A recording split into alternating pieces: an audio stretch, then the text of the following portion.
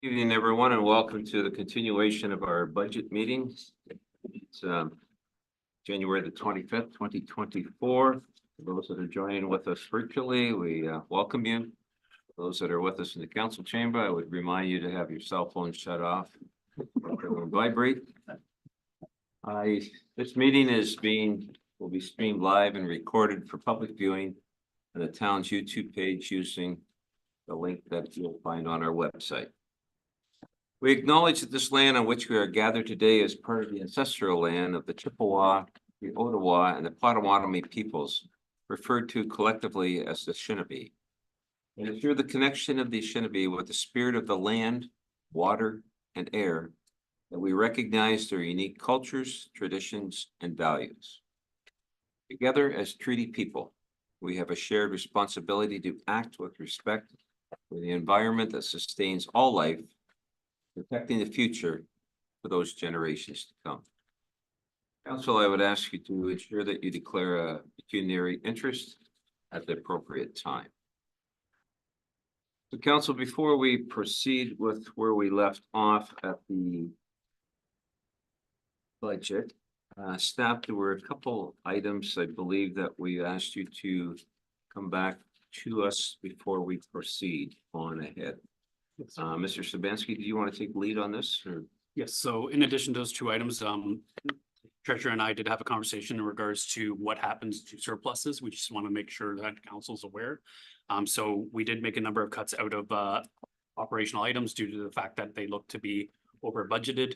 We wanted to remind council that any surplus that happens in a department goes into the reserves of that department and is utilized if they are either in a deficit position at the year end, or it is used for their infrastructure projects. The same applies to the general budget. Any surplus goes into the infrastructure reserve to be used for future infrastructure projects. Those reserves are also utilized to help meet our obligations under the asset management. So just food for thought as we move through the budgeting process. In regards to the arena discussion and the two $10,000 grants, which we provide Petroleum and Lambton Shores, staff did do a search and found that yes, there is no formal agreement with either municipality in that regard. There is long-standing informal agreements with both municipalities. It looks that the informal agreement started through former provincial MP program. That program was designed to help municipalities work together to provide services across borders, which some municipalities don't have, i.e. we do not have an arena, so we can partner with Petroleum and Lambton Shores and pay a fee to them for those services. So when the MP program was in place, we paid a fee per Plympton-Wyoming user who used the arena for registered sporting events. When the MP program stopped, through agreement with the CAOs and the mayors of the time, they switched that informal agreement to an annual flat rate of $10,000, which we also applied to the Lambton Shores Arena.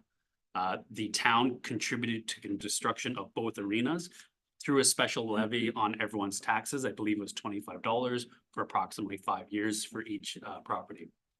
So there is a long-standing relationship with both Lambton Shores and Petroleum. So staff understand the council's desire to look into the cost savings, especially with our own growing infrastructure offerings. But staff would suggest if you would want to seriously look at stopping that long-term agreement, that you direct staff to work with the other municipalities to come back with options, and that you do it as part of your next budget. If we feel that it would be politically challenging to withdraw that money in the middle of a budget season. So we encourage that if you do want to remove those funds, that you allow staff to bring back a report and in discussions with the other municipalities before you make that final decision. Again, that is just a recommendation. You can choose to carry on with those agreements, or you can choose to withdraw those agreements. It's at council's sole discretion. Was there anything else, Mr. Sabansky? Yes, council had requested some further information about a reserve fund, specifically for the modernization grant. Our treasurer did dive into that grant and found that it was intended for the improvements that occurred at Lamrecton Park. We ended up slightly under budget on that project, so those reserves were left from that project. So those monies are available up until 2026, and then after that, we may have to repay them. So staff is suggesting that if that we'll have to use up those reserves, you do have a project of $10,000 in the Parks and Recreation budget for Lakeshore Park parking improvements to replace the rotting bollards and to clean up the parking area. Because those parks are budgeted together, I would suggest that you would use the first $10,000 of it to offset that cost, which would then reduce the parks budget. And then the Parks Committee would look to ensure those funds are used to on targeted improvements in Landmark and Lakeshore prior to the 2026 date. Those are the three items. Yes, sir. Okay, so staff, council, yes. What I'd like to do is deal with each one that we've just talked about. So the first one we're going to talk about is the reserves. As Mr. Sabansky said, going back to each department. Are there any questions, comments, concerns relating to that? Councilor Rodriguez? Yes, thank you, Your Worship. I'm sorry, is that a rule? Or is that an option? I just wasn't clear on that. So, It's been a directed practice from council in years past. so it's just a practice, it's not a rule. Correct. But we do use those reserves to meet our obligations from our asset management plan. We are required to do. I guess to follow up quickly, rule, or can it be a practice that you can switch money from one reserve to a different reserve that maybe you feel might be more appropriate? That depends on the reserve, and I'd have to ask our treasurer to confirm that. You couldn't necessarily switch from like the water reserve to a general reserve and back and forth No. because they're separated legislatively. But I'd ask, depends on the reserve, and I'd ask our treasurer to. Okay, so when we get to that down the road, I'll address it then, come to that question. That item, Under that debate, that section, yeah. sure, does that give the treasurer some time to for the answer? Do you have it now, Norma? If we can move from reserve to reserve, Depending on the reserve. it depends on, yes. Yes. Okay. Or do you are you- No, not for that one. Okay, thank you. So we're all clear on that one? Okay. Let's go to the arena. The money that had been going. Councilor Basie? Yes, I know this has nothing to do with you, Mr. CAO, but this was brought up at this time last year. So we lost 20,000 last year, and now we're doing it again, which will be another 20,000 that we're gonna give away. I understand, yeah, it's gonna affect their budget and everything else, but it's definitely affecting ours as well. Usually there was some important information I left Mr. out. Sabansky, yes? So some information that I've left out in my first discussion is we are not the only municipality that pay those fees. Enniskillen does pay a flat rate similar to us. Oil Springs had been paying a fee up until recently, and they no longer chose not to pay those fees as a council. Petrolia actually invoices each individual property, each individual user from Oil Springs who uses the arena now directly for those costs. So Oil Springs would either have to choose, if they chose, would either put a fee to non-residential units from non-residential users from Plympton-Wyoming, or they would just increase their rates. So it may affect what our rate or our citizens pay for services at that arena. Councilor Basie, you're still on the floor. Any other questions? Not on that one, thank you. Okay. Councilor Rodriguez? Yes, thank you, Your Worship. I agree with Councillor Vasey that we really need to take a change of direction here. I find it disheartening that that's what's happening in Petrolia. It's no different than the Y or a baseball club or anything else where you pay your fees to play. So why they're sending extra bills to those families is disheartening, really. It's a community. It is cross community, I get it. But anybody outside our jurisdiction, we're not sending them a bill to use our outdoor pool. Yes, we actually do have a surplus fee that we attach to non-resident users.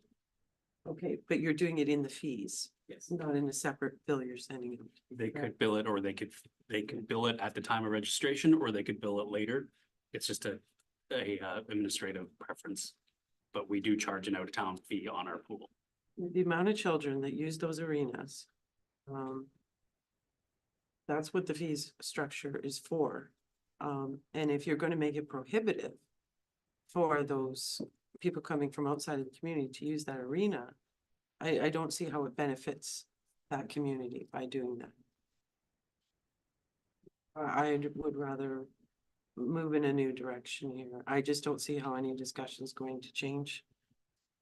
The fact that we really do need to start focusing on our own infrastructure.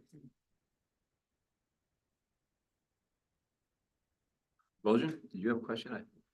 I was just gonna see if we can focus on Petrolia specifically. So I can declare. For the discussion purposes, our informal agreement is mostly with Petrolia. The processes were all established through Petrolia. We, or when I say we, the town of Plympton-Wyoming has chosen to apply what we do with Petrolia to Lambton Shores. There is not a formal agreement in place necessarily with Lambton Shores. We have just done one for one as we do with the other. So we can easily keep this discussion to just Petrolia as with that practice in place. I think whatever we do with one, we have to do with the other. I have a question before I go on to others. Were we not a partner in the at the building of the Lambton Shores? Like X amount of dollars or so. I've been given the understanding that, yes. Okay. Councilor Bojan, do you have anything else on that? I'm sorry, I didn't mean. No, that was just the main thing, so I can have a chance to step out when we're talking about. No, that's understandable. Deputy, So do I understand we're going to pay this year? that was, to my knowledge, it was just an, After staff report, we'll maybe discuss it. I think that was what Mr. Sabansky had suggested, but Oh, I, that's your suggestion. That's yeah. my suggestion, Okay. however council can choose to do that they see fit, of Okay. course.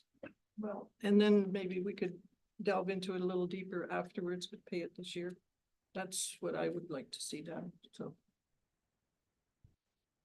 Ben Clever, Well, in light of thinking, I don't see this as a negative to the town of Petrolia. Still very much a positive that our citizens are going to Petrolia to still use that facility. They're still gonna be shopping in their stores. They're gonna be buying fuel. It's all positive, and we're certainly not looking for any residual or commission because our people are going there and buying. It's fine.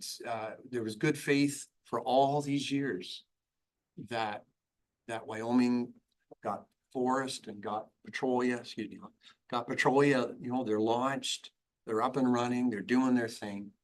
And we want to make sure that anybody coming to Petrolia through our town, the roads are good, beaches are clean, that everything functions properly. We need every penny to do that. So I think I see this as very positive. Well, good. Yeah. thank you, Councilor Wilbeck.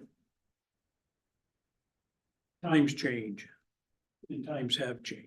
And we've heard the discussion here the other night on the budget about how we're now doing our own thing. We've taken over 2 major parks in this community at a fairly significant cost for maintenance and stuff here in the future.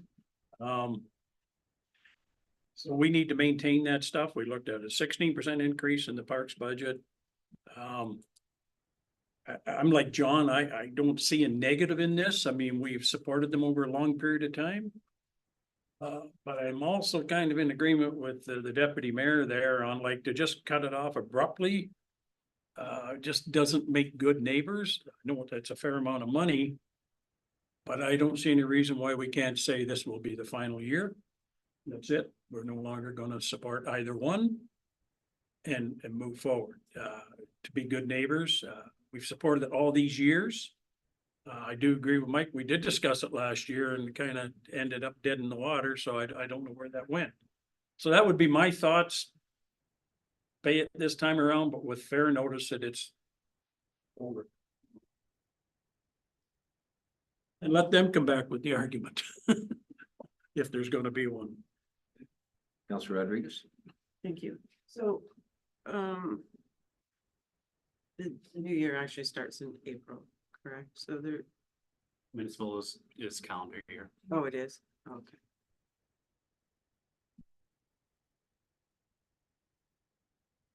So I'm hearing two discussions tonight. We've heard a suggestion to allow staff to sit down with both parties and bring back a report with recommendations on options to withdrawal.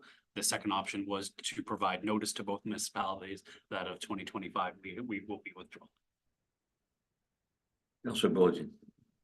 Thank you, Worship. Yeah, I would just build off of that, saying I think the most important part of this is that we did help build it. That's the most expensive part. Most expensive part is building a hockey arena.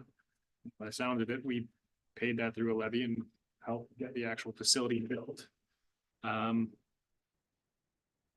Building off of what Councilor Wolvette said, in terms of times have changed. I mean, if we're looking at a new facility or type of amenity in our parks, I don't know if we can rely on getting that same thing back from other municipalities because times have changed and we're all facing 4%, 7% increases to stay alive and keep things status quo. So I do have to agree with Councilor Vasey that we were generous and perhaps it's time to look at this again, whether that's now or at least. I mean, we get all those grant requests from community groups for $1,000, $500. So it would be nice even if we were getting something for what we're getting from that $10,000 to Petrolia. What is it going towards? Is it going towards lowering the cost of ice rentals for minor hockey, for example? Like, it'd be just nice to know what that money's being used for rather than just going into the operating of a facility. And then lastly, the other thing I'd go to is if we pay 10,000 to Petrolia, for example, we got lots of kids playing hockey in Sarnia. So if we're not helping, if it's not about helping build an arena, it's about helping a municipality operate an arena. If I'm Sarnia, I'm a little upset. So, that's where I'm at.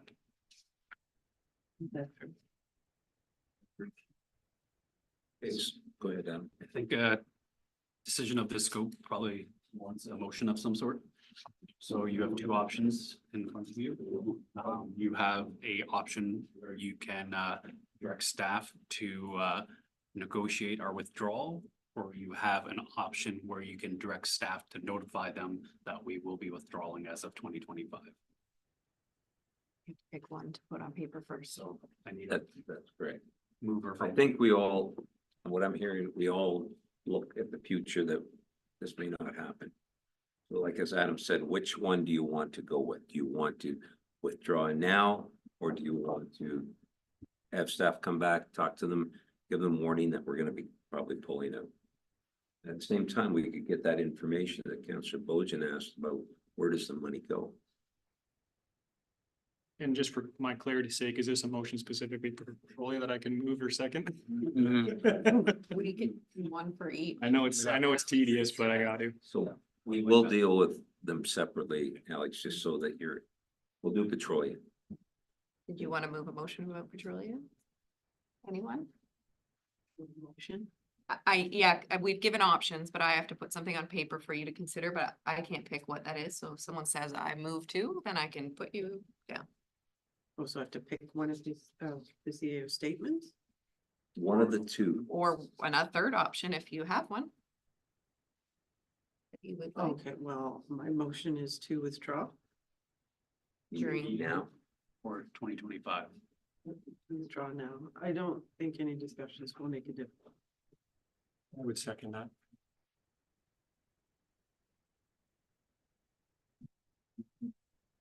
Councilor Vasey.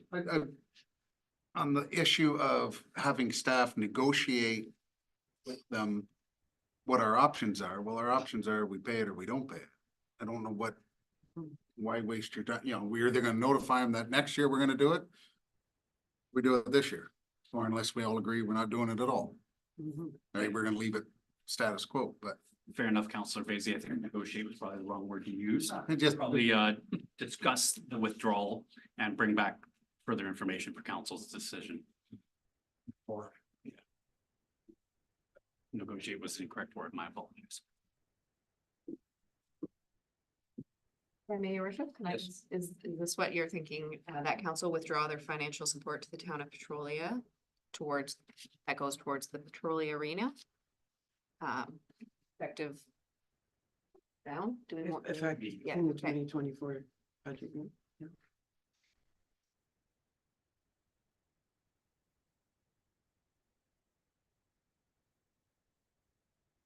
We're okay with that, Councilor McLaren? Yes. Good. A motion by Counselor Rodriguez, seconded by Counselor Van Claveren. That council withdraw their financial report to the town of Petrolia towards the Petrolia Arena effective immediately. Pretty clear on the motion? Vote, please. Yeah. Got it, Adam?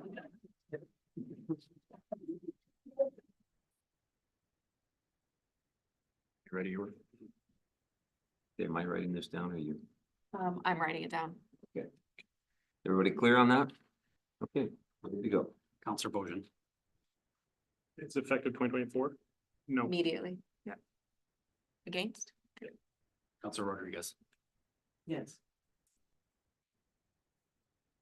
Counselor Wolvett, No. Counselor Basie, Yes. Counselor McEwen, No. Counselor Van Claveren. Yes.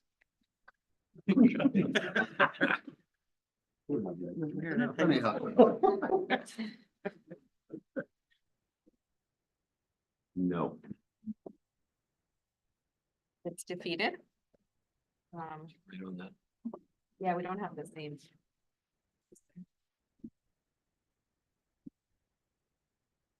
Sign it? Yep. So the motion has been defeated.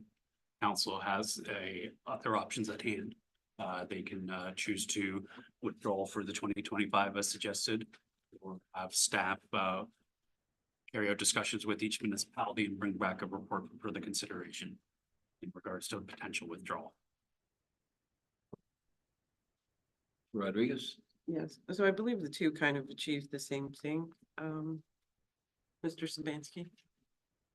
One was Because withdrawn. one is, I mean, bringing back the report is going to bring up that question anyway, so I The- think the that only would thing probably that- make the most sense. No, I agree. The likely outcome could be the same, but in those discussions, there could be alternatives suggested as a formal agreement or a different mechanism of helping finance it. It opens up options to be brought back. Whereas if the motion is to withdraw in 2025, then it's just a notice. We noticed, we are giving them notice that we are withdrawing in 25. So you can have options come back to you with the one motion. The other motion is we're still done, but we're not done until 2025. Right, so I guess my point is that it probably makes more sense to have council bring back a report. Because the outcome could go either way, so it kind of makes sense just to use that as a. so make the motion. Oh.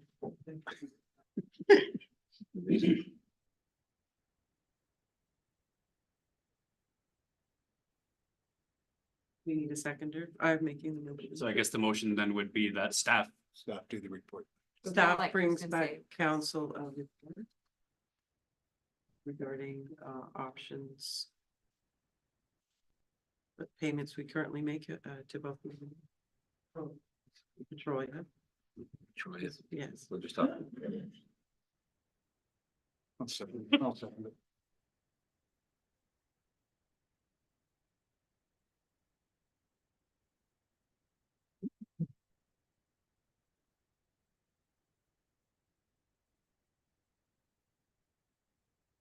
That's Van Claveren. Thank you, sir. Is it a proper to suggest another option at this point? think everything's open. Okay, cool. So what if we split the difference? If we give them half for 2024. Then it's maybe seems less intrusive and there's still good faith and still lightens our load a bit.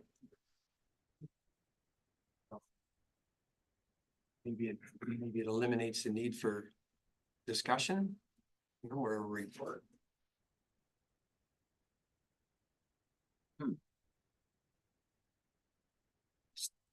I'll second that. Okay, hold on, you've already got one on the table.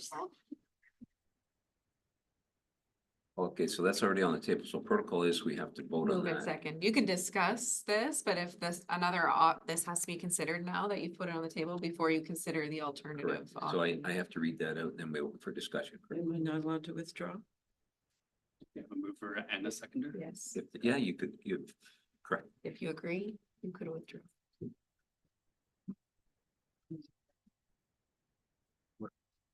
Withdraw this and consider, Mr. Van Absolutely. Clever's? Absolutely. Okay.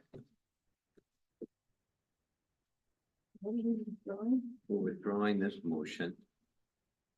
And the report back and going with Councilor Van Claveren's section. Add on to Mr. Van Cleven's suggestion. Should we have nothing written yet? Nothing. Because if you were that municipality that, and you're expecting this money this year. Plympton-Wyoming, that's all, just consider that. If you were getting something from other municipalities and we're expecting that, it's not just a drop in the bucket, it is a fair amount.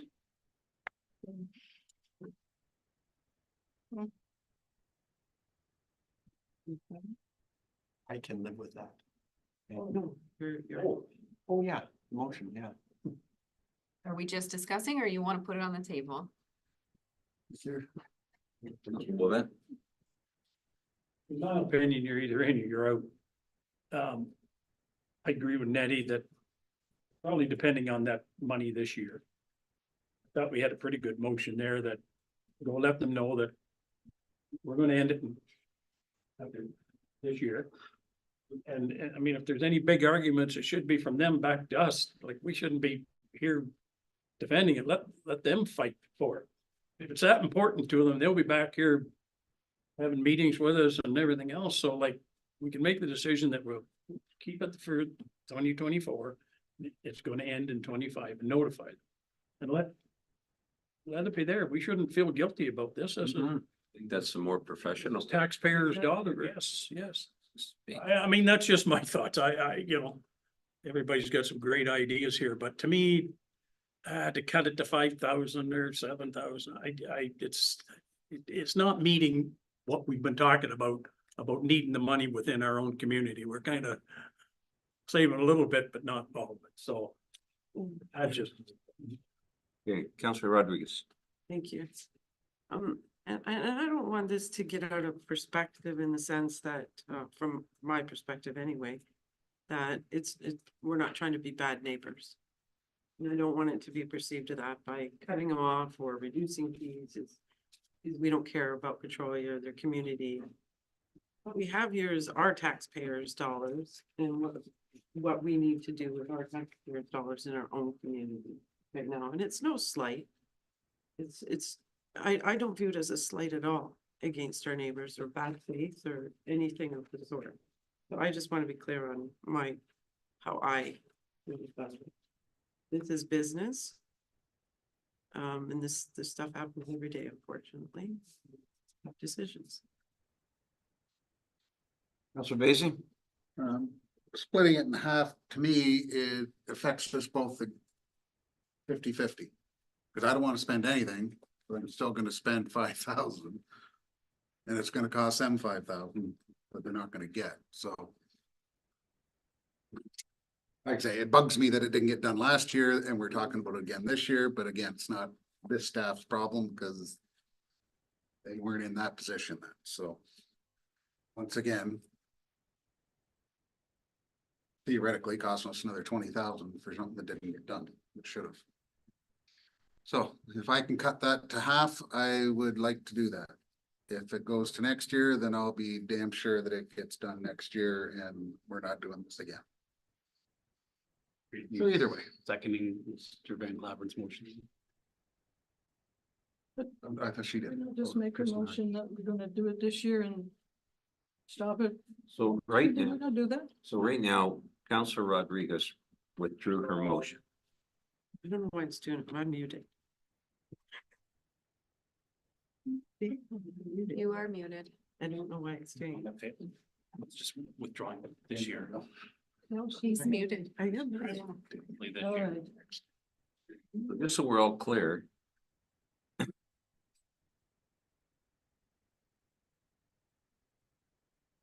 Technical difficulties. Phone, computer, Did you bring anything Right. else with you? How we thought, Steve. so just so we're all clear. Counselor Rodriguez withdrew her motion. Before it got to the table about. Going forward for this year and having staff bring back her discussion. Results from dealing with both with Petrolia. Arena. So that was withdrawn, so then Counselor Van Claveren suggested 5,000. Just a suggestion. Just suggested, there's nothing on paper yet. We're spending a lot of time on this. I'd like to get this wrapped up. We have a full evening. So what is your feelings on that? Either we take that suggestion or we come back to Counselor Rodriguez's motion. Counselor Basie. I'm thinking we go back to the original motion because no one's gonna change their vote. So we're gonna defeat that one again, and then we're gonna be back to the original. Unless you guys are swayed the other way.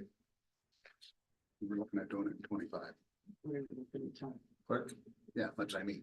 So Thank you, Worship. If Counselor Vasey is speaking about the original first motion that was defeated, you can't read. No. that- Okay. The that Counselor. work with staff and do it in 25, right? Because we're gonna vote on it. 3 and 3, you're gonna say no, and then we're gonna do it next year. And why don't we just go there? So How we do you can know how I'm going to vote this time? So there's still nothing on the table. Someone needs to move and second something and direct staff what they Okay. would like. I would like to re-enter my motion. So who's your seconder on that one? Mr. Bates. Counselor Van I will Claveren, I second don't it, think yes. it's gonna fly right now. That's okay. That's okay. So we're gonna go back to Counselor Rodriguez, who was seconded by Counselor Basie. And clerk, can you read? And I'll read it again. Just make sure. Or even say so. Um.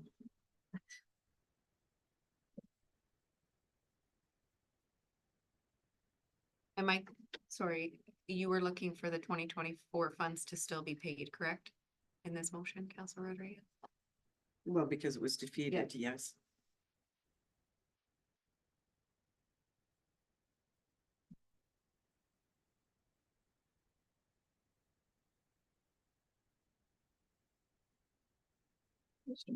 Yes. Well, the clerk is writing. If I recall, there was, this figure came up because there were a certain number of kids that use that arena. And that's how they came up with this figure that Wyoming kids were, but based on the use. So, I mean, it's probably still that amount or more still using it. Just Maybe, wanted- maybe staff could find that No, out. that's right, yes, that staff report, of course.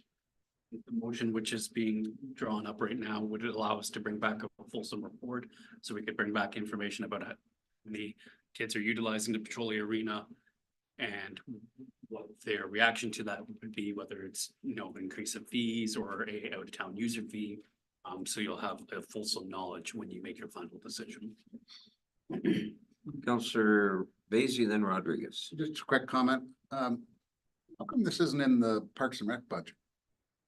It's just kind of out there that Great. like, it really should flow through. Cause it is Parks and Rec, even though it's not our Parks and Rec, but it just seemed to got, It's always been separate. That's great. I don't care where it's at, but Counselor Rodriguez, you need them? Yes, please. So in that discussion there about how many users are utilizing it, we kiboshed a $500 grant to the YMCA in Petrolia. And we didn't ask how many people are using the YMCA in Petrolia. I mean, to me, going around and finding out who goes where is really not, to me, the focus of where this should be. And my understanding was, the last conversation on this is that it was originally set up that way, the figure, but then it just became a informal, we'll just give you a flat rate. So to me, that's not tied to users at all with that type of an answer. My understanding was when the MPMP program existed, it was tied to the number of users. When the MPMP program ceased to exist, they tied the number to the average number of users and it rounded to about $10,000 is my understanding. And when was that, you know? If my source of information is accurate, I would suggest it would have been probably between 2012 and 2014. Yes, please. All right, so everybody's clear. I'm gonna have the clerk read it. So moved by Counselor Rodriguez, seconded by Counselor Vasey, that the 2024 funds as allocated be paid to the town of Petrolia for the Petrolia Arena use, and that staff brings council report regarding options related to the annual payment. To the annual payment. Council clear on that? Call for the vote. All those in favor? Opposed? Carried. Okay, Please sign it.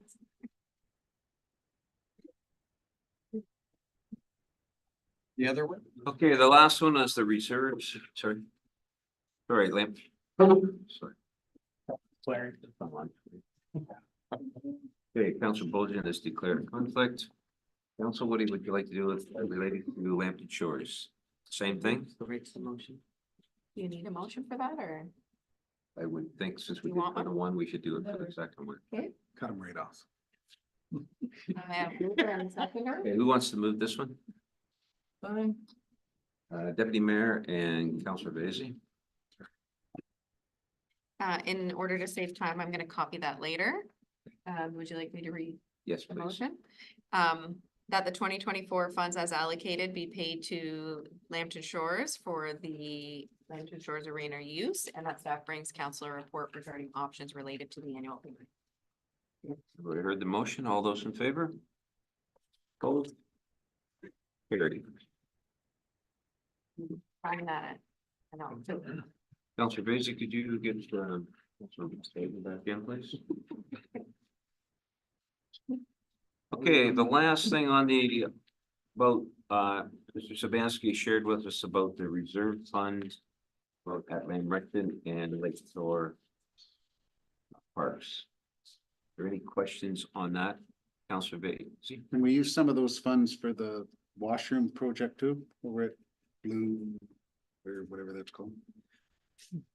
Given the funds were allocated towards improvements at Lake Shore, I would suggest if our books were audited, those funds should stay within Lambert Lake Shore. But the washroom at Lake Shore. The washroom is completed from the works that we proposed last year, although we are doing laneway and a lot of improvements.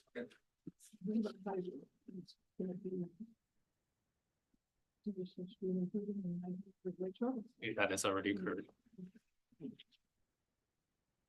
Councilor Rodriguez?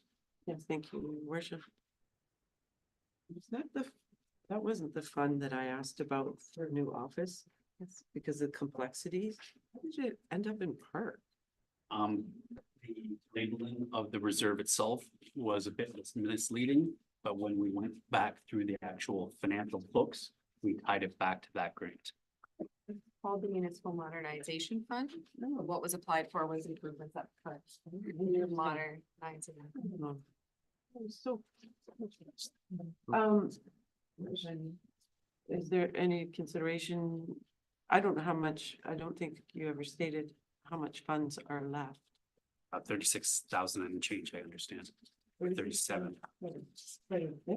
Mhm. Considering we have the thing in Glen Glen now, is there any interest in investing in hydro in those two parks to get them up to snuff? That specific fund can only be used in Landmark and Lakeshore because it was a grant dedicated to those parks. Oh, because you stated those parks specifically. Yes. Oh, I see. Okay. Sorry, it's not about this issue. So we don't need to make a decision on it because we're gonna be going into the parks later tonight. My suggestion, though, if you wish, there is a $10,000 allocation towards parking lot improvements for Lakeshore Park. You can offset that with this grant. And then the remaining 26,000 and change, the Parks and Recreation Committee can bring a plan back for the 2025 budget to ensure that fund is used for improvements at that park. All right, before we move along, anything else that you like for that we talked about before that we want to? Councilor Rodriguez had requested we not speak about, in reserves about, wind turbine legal fees we were holding. And we've already gone through that section, so if you have any further information on that, it may be worth talking about now, because there is no other section related to that. Okay, So just to be clear, when we do the budget, are we? Yes. Oh, we're doing budget before. I was confused. So we're fully in, the budget meeting was never, it was just second part now, so it has happened we're first. continuing on. We're- Okay, well, because you had a regular council meeting After. there, okay. So, to be clear, before I go to that one, speak to that particular item. So any section that we've been through, like I want to go back and I need clarification on another section. That's Why don't we do the wind turbine right now? okay. I'll go to the deputy and then you can gather what you need. That you want to talk about. For the last week That's correct. that I needed clarification. Okay. Correct. Okay. Wind turbine. I have received, I wasn't sure if possibly the town had received direct information because I have received no response from, the wait. The, wait, which is the name of the, Turbine. group. And I did reach out today, follow up to say, hey, the meeting's tonight, you indicated you wanted it held till tonight, and I've received absolutely no response.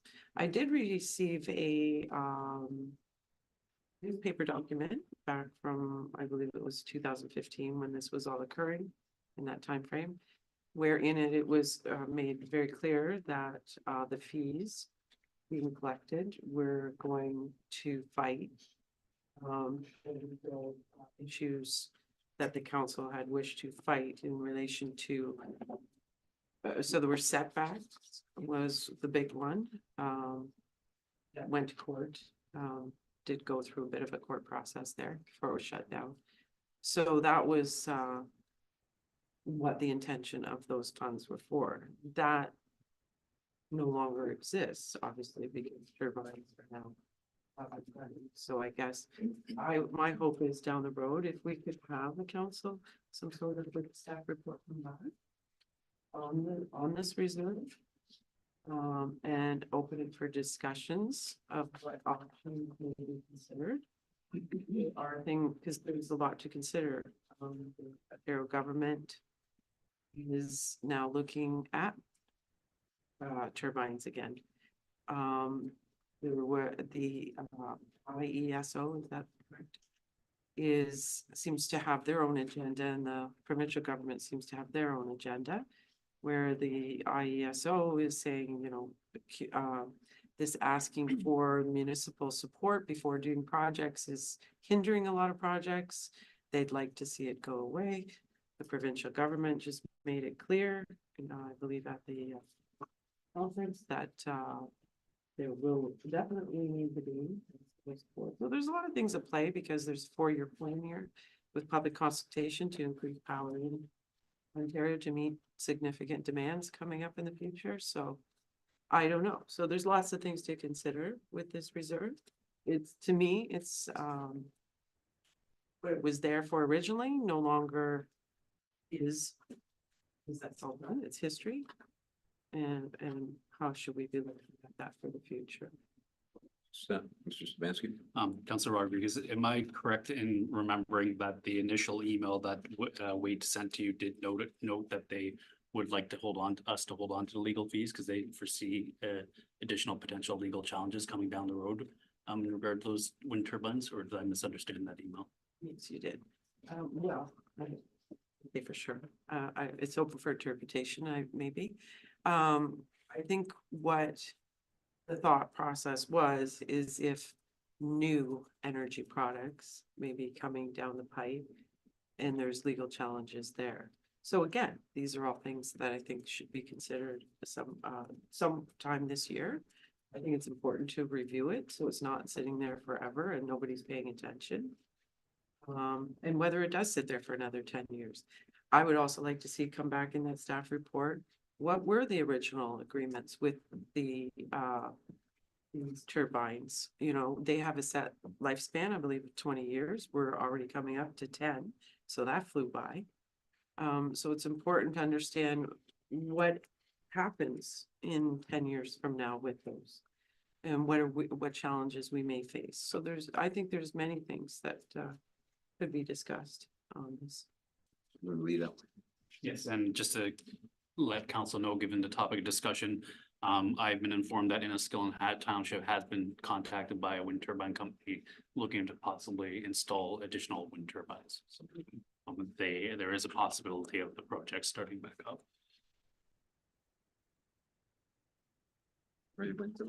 Yeah. Deputy? Yes, could I go back to some grant, please? And first of all, what did we do with postage and the courier, 20,000? Did we lessen that or did we leave it at 20,000? It's on Section with that. E1. B? Yeah. Yeah, we left it. Did we leave it at 20,000? Even if I don't know that. that the postage is going to be much less. We could lose that a bit. It will be less, but because it's the amount of notices sent out, the same, it'll just be The the drain. weight of the notices that will be different. Not All right, so it's to left the same. quantify the difference. I didn't recall what we did on that one, so. Could we go to grants for a minute, because Zion Humane Society. Which, I'm gonna look at what that. section would that be, Deputy? No, I'm looking. Oh, sorry. Ian and Aaron. Yes.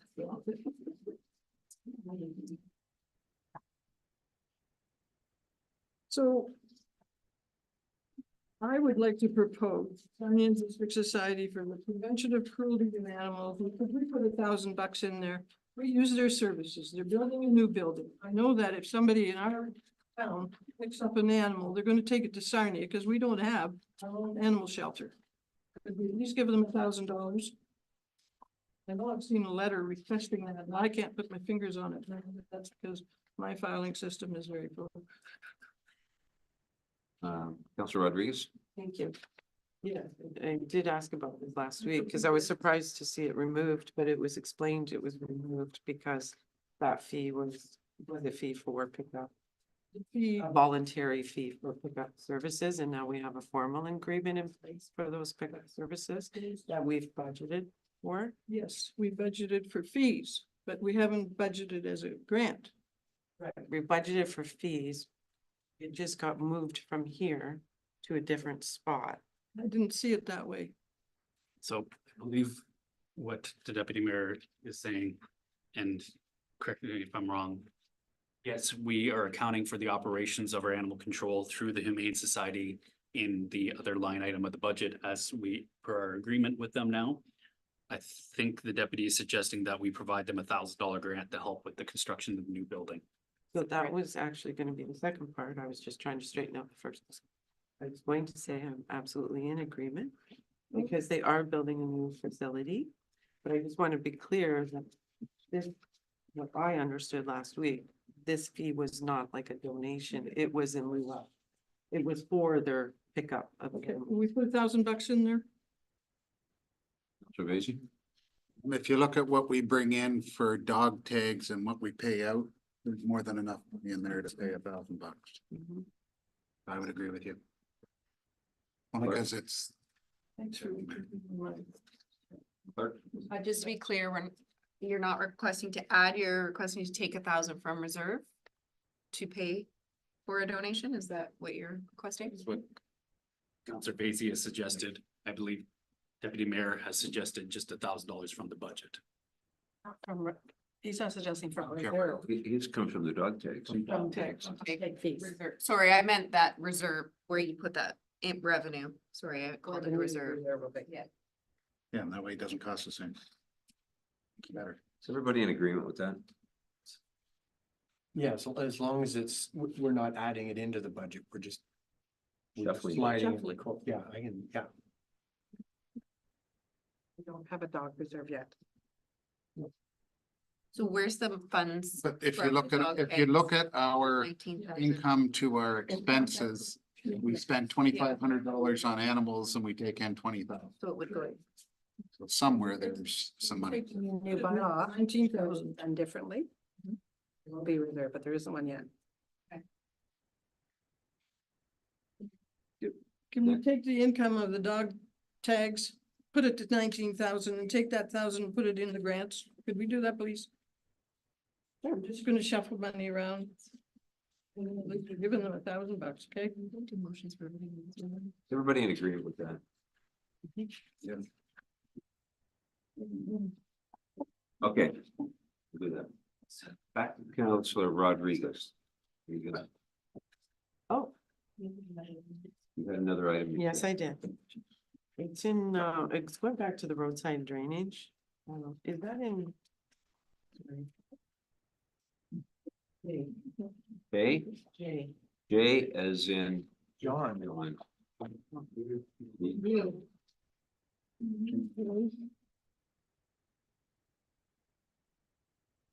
So I was just seeking clarifications on this. It lost me last week. So we had a discussion on the roadside drainage on page 3 of 5 in the staff report. And in the budget, like, the budget chart. Cut off.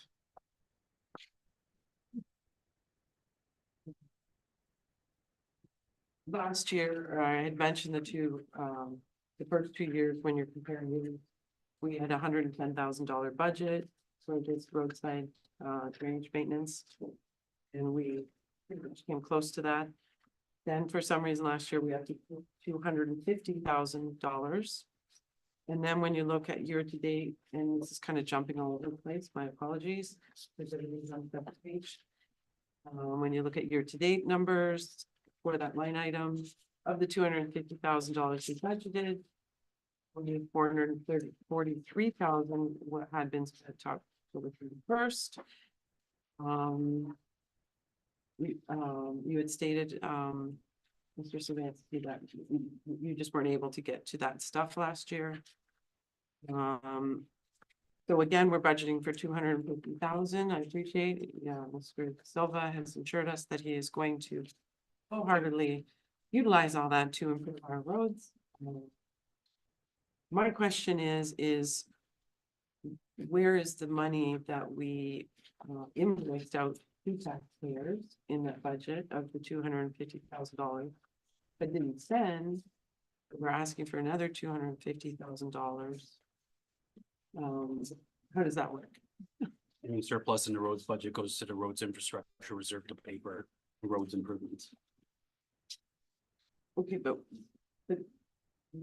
we have $250,000 that we kind of talking the wrong language, but invoiced out through taxes of $250,000. We didn't spend the majority of it. But we collected that from taxpayers and it didn't get used on the roads. We're asking for another $250,000. So now we're at $500,000 and haven't done. It's almost like we're paying $500,000 to get the $250,000. Work done. Look at your revenues in the roads department, you will see that there is a, And I understand, Mr. Sweeney, I guess the question is where does the $200,000 go? if it was allocated for this work, but wasn't spent on this work, where did it go? Mhm. As I mentioned at the beginning, it went into the road infrastructure reserve. And it was now transferred, $300,000 was transferred from the road infrastructure reserve into the 2024 budget to offset some of the costs of the capital projects. So in essence, this $250,000 really isn't affecting the number here, because it did come back in, correct? In essence, yes. Thank you. That was what I was seeking clarification on. Okay, good. We can move forward now. Okay. Let's go to section K as in. What's the? Water and sewer section. Are there any questions on that? Sorry, it's basically now the environmental service. I apologize for that. Beginning on my left, Councilor Wolvett. No, I think this is being pretty well established. We had a 10-year plan, these rates, and I have no questions on it. Like I said, it was previously established what these rates were going to be for water and sewer. That's all I have. Okay, thank you. Councilor Van Clavin, Nothing for me, sir. Deputy. Councilor Rodriguez. Thank you, Your Worship. I just have one question.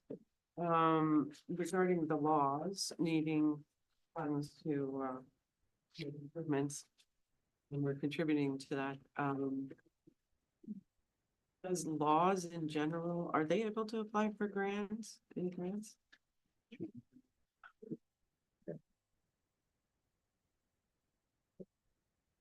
No, laws cannot apply for grants, because of the structure of laws does not make them eligible. However, the Water and Sewer Committee has received reports from laws that they're attempting to form a municipal utility company, which would then allow them to apply for grants into the future. It will take a significant change to their that formed them, so it'll be quite a process to go through, but they are looking towards that.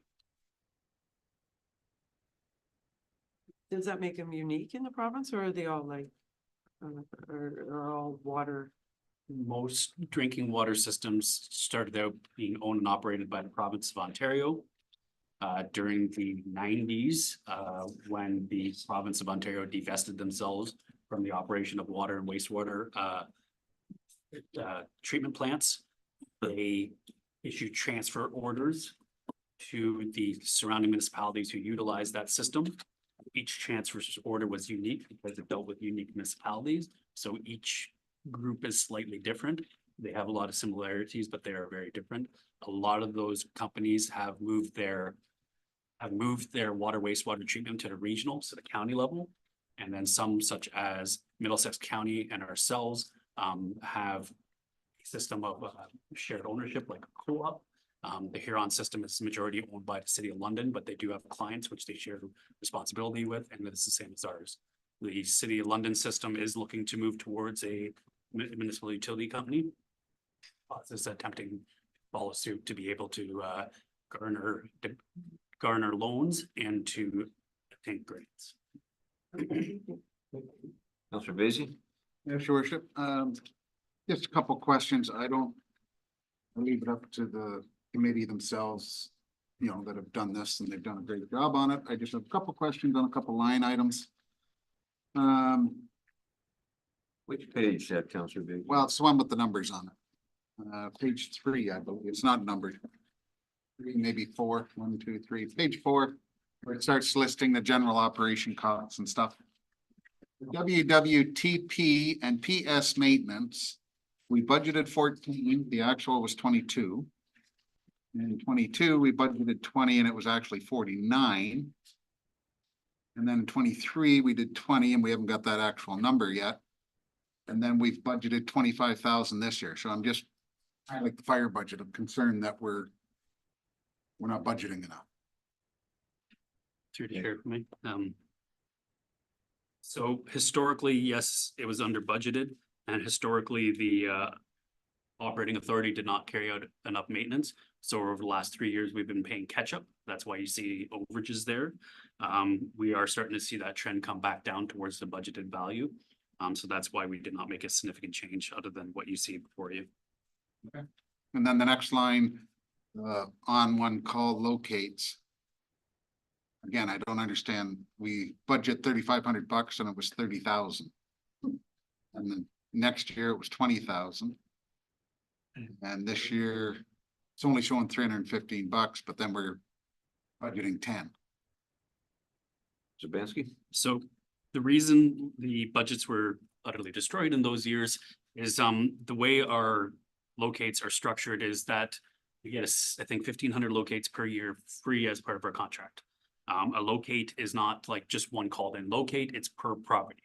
So when we have single property owners calling in for locates, it's one locate. Unfortunately, over the last 3 years, we've had, well, fortunately for our residents, but unfortunately for our value here, we've had a lot of fiber optic projects. When they call in a locate, they call in from one end to town to the other. So every property along that line counts as one locate. So our locate values and the amount of time spent on locates was exceptionally higher the last number of years than it had been in ever previously. Mr. Silva has an excellent report in regards to dedicated locator services coming forward in the coming month that will illustrate some savings that we're hoping to achieve in the coming year. I'm excited to read it. That's all I had with those two. Other than that, like I say, it looks very good. Thank you. All right, and thank you, Counselor Vacy, for indicating where all those numbers are. It's good. Counselor Bojan. Nothing further for me. Thank you. All right, we're good on that one. Let's move along to section M. It's in money. Any questions on that? Beginning on my right, Counselor Bojan, No questions for me. Counselor Vacy, I'm good, thank you. Counselor Rodriguez. Thank you. We're on waste collection. Yep. Okay. So this is where, we really have a pointed question on reserves. So when I look at, on page 3 of 3, we have a surplus of $54,141 in reserves for garbage. And the reserves value, I believe it's 332,000. So I guess I'm trying to understand first why we have such a high reserve for garbage when we don't own any infrastructure for garbage. We don't own any vehicles for garbage. The charges we get, they're covering all those. That's how they come to their determination of what fee they're going to charge us, which would be Marcotte in this case. So that would be my first part on that. And then when I look at that and I look at our fire department, where we have buildings, we have vehicles, we have infrastructure, and we have a reserve of a whole $19,000. To me, I'm having a hard time with this. To me, it would make more sense that $300,000 is sitting in our fire reserve for an essential service and assets, and but we have it all in a garbage reserve, and we don't own infrastructure in garbage. So I'd like to see, and third part of the question, is the $54,000 go into the fire reserve. That's Mr. Sabansky. So it's not legislated, but garbage is a user pay system and has been in this municipality for as long as I've been here and probably longer. So typically you do not take from a user pay system to send to the general tax levy. Garbage does not use any tax dollars whatsoever. It's 100% funded through its own works. So 2 reasons there's a reserve is we've been putting away the amounts of grant we've got for a number of years. In our development charges study and in discussions with previous council, there was a desire to look towards developing our own waste transfer station. Right now, we pay the city of Sarnia directly to transfer all of our yard waste to, and we have associated fees with that. Plus, we've heard from council in the past, residents in the past, that they want the higher level of service. So part of what maybe those reserves will be used for is a potential waste transfer station in the future. So there is a potential infrastructure cost associated with that reserve. Why we allowed a surplus to be budgeted is, we just started the CMO contract last year. Up to that point, we were paying almost all that funds in the contract value, so the 170 per household. We are now switched over to CMO. We are getting a larger grant than we were through RIPRA. However, that grant is very contingent on the quality of our recycling. So because it's not a set revenue, we felt that lowering the garbage rate to have no surplus would be dangerous, as if that revenue could adjust without our knowledge. So that's why we budgeted conservatively and left the fees as is without change, and chose to put any overage into reserves to save towards the development of the potential waste transfer station. As the engineering for that will not be inexpensive, you'll have to do a municipal class EA in regards to the waste transfer station. Thank you for that. So this is just a thought. But of something that might happen down the road, and we have over $300,000 sitting there. And yet we have $19,000 in a fire station, 2 fire stations. I just failed to understand where our priorities. To me, that the priority should be with what we have here and what we need to invest in with a growing population, and the fact that we might need to, look at different ways to do our fire department down the road as we grow. And to me, that's a priority and an essential service in our community. I agree, and if you have a desire to increase the fire department reserves, you should likely do that through that department. Taking from a user fee system to top it up would be challenging. However, if there is a need to purchase something in the fire department that exceeds their reserve values, council can always utilize the general infrastructure reserve to assist. That general infrastructure reserve is not intended for any specific item in the town. It's for general infrastructure, which fire department. And I appreciate that. I think if you have these reserves and they're dedicated to certain things, then we should be dedicating to certain things, or just putting everything in a general infrastructure, is my opinion. And I see on the development fees that fire protection does get some of those funds. And I noticed that. Did we not get any funds this year? Because I didn't see it on the chart provided. It showed 2022. Development charges can only be used for projects identified in your development charges study. So I'm referring to this chart that's in it's development charges reserve fund. So I think it's near the beginning. So are you still, is this, I think you're moving off of where you are right now. I'm still on the reserve. Well, you're right. I'm kind of fearing more towards fire. So we're going to just deal with this right now. Counselor Basie? Just a quick on the fire, 5-6 years ago, there was $1 million in reserve. Yeah. Right, it got used up, so now it's deplenished. That's why they forecast, and they'll build it back up again when it's time to put in the trucks and everything. So you're just on the low end of the wave of, like I say, 5-6 years ago, there was. We bought some new fire trucks. So just to be clear, there is a reserve for the vehicles themselves. That's Yes, separate from what absolutely. I'm referring Yep, to. and that MTO money, that's where it goes. Right into the, or it did, so. So we've already started that process now of billing the MTO, the first bills. Right into reserve. Stuff. I'm not trying to get off topic. That's all I had on that. Deputy? No. Counselor Van Clyde? No, sir. Counselor Willett? Yeah, I have maybe just one item here. The deal that was made with Circular Materials compensating the town up to approximately $293,000, $634. And then they add some words on that agreement, provided the town's recycling program can meet the targets outlined in the agreement. Now, I don't believe we've ever seen the details of what meeting the targets would mean. It could have dire consequences, I suppose, if they had the targets like when I was involved with this recycle thing. You know, you have to have so much weight, all that, otherwise you lose, they won't cover it as much.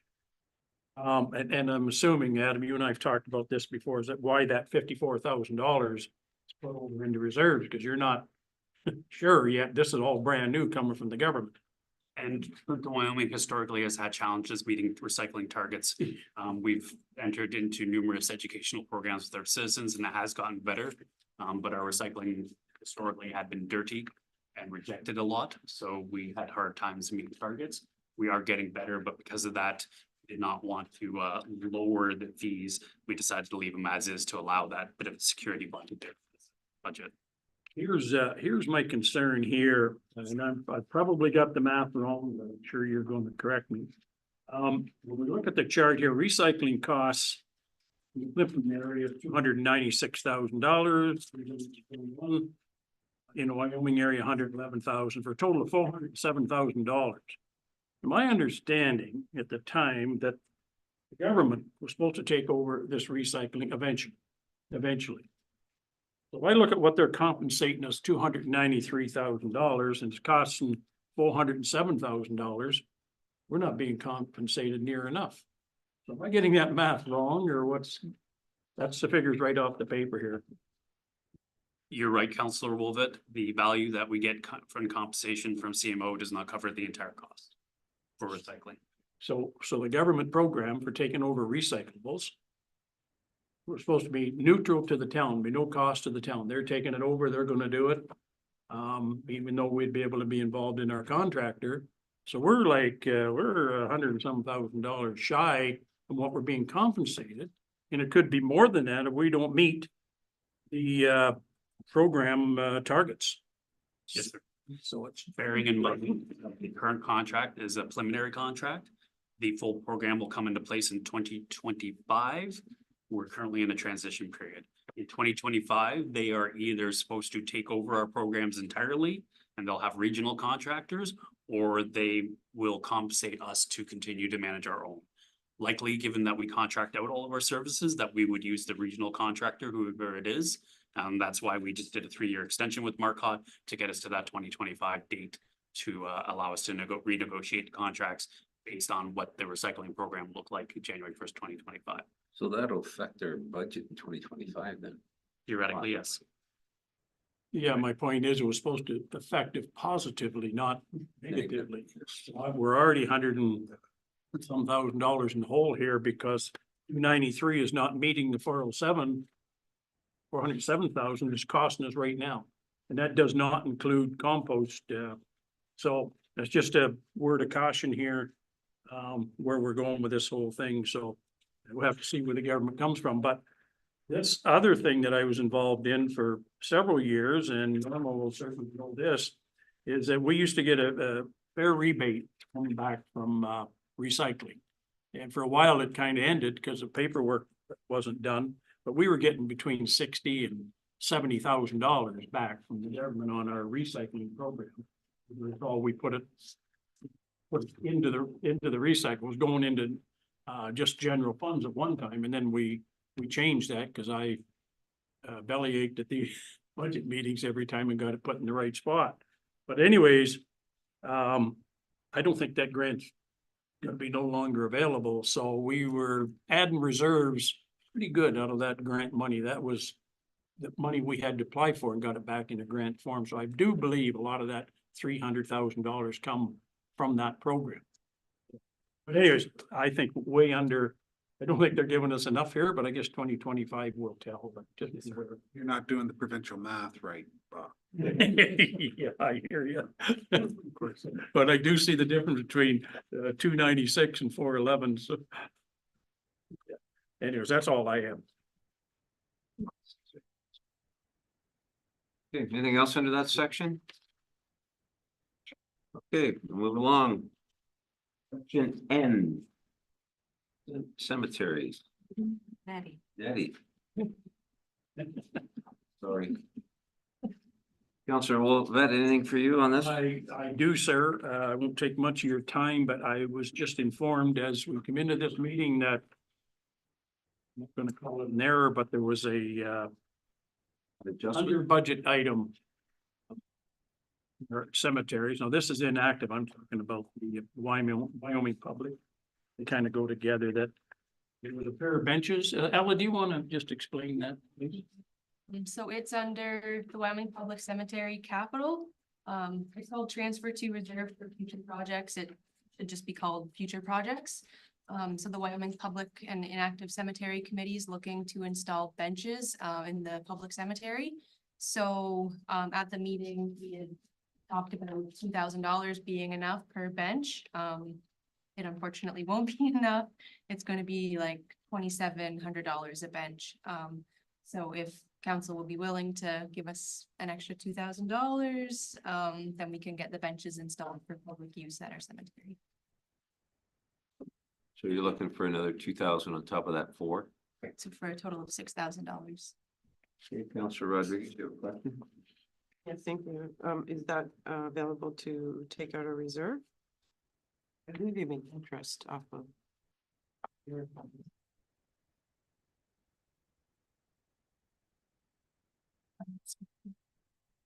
Who wants to answer that one then? Norma? Just checking the reserves to see if there's any usable reserves.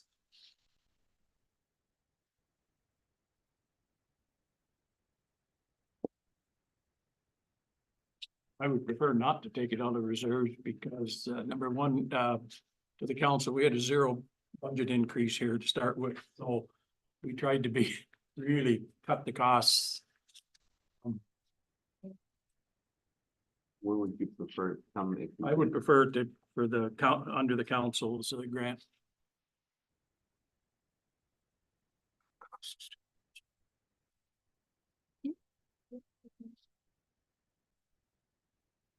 We'll leave it to the experts over there.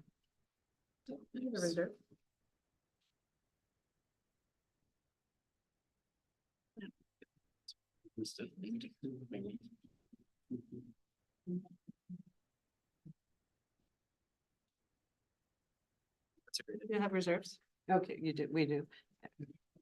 May I ask how much, Norma? So the Wyoming has a reserve of $83,494. So it's quite a healthy reserve. I guess to my point. 23 completed. Okay, I'm sorry, It's Norma. very- Norma, can you just give us that again? So the proposed amount in the Wyoming Cemetery Reserve, because the 823's year end isn't complete yet, and then we proposed what they have in their budget is $83,494.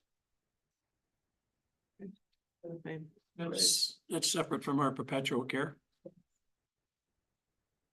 Rodriguez, think.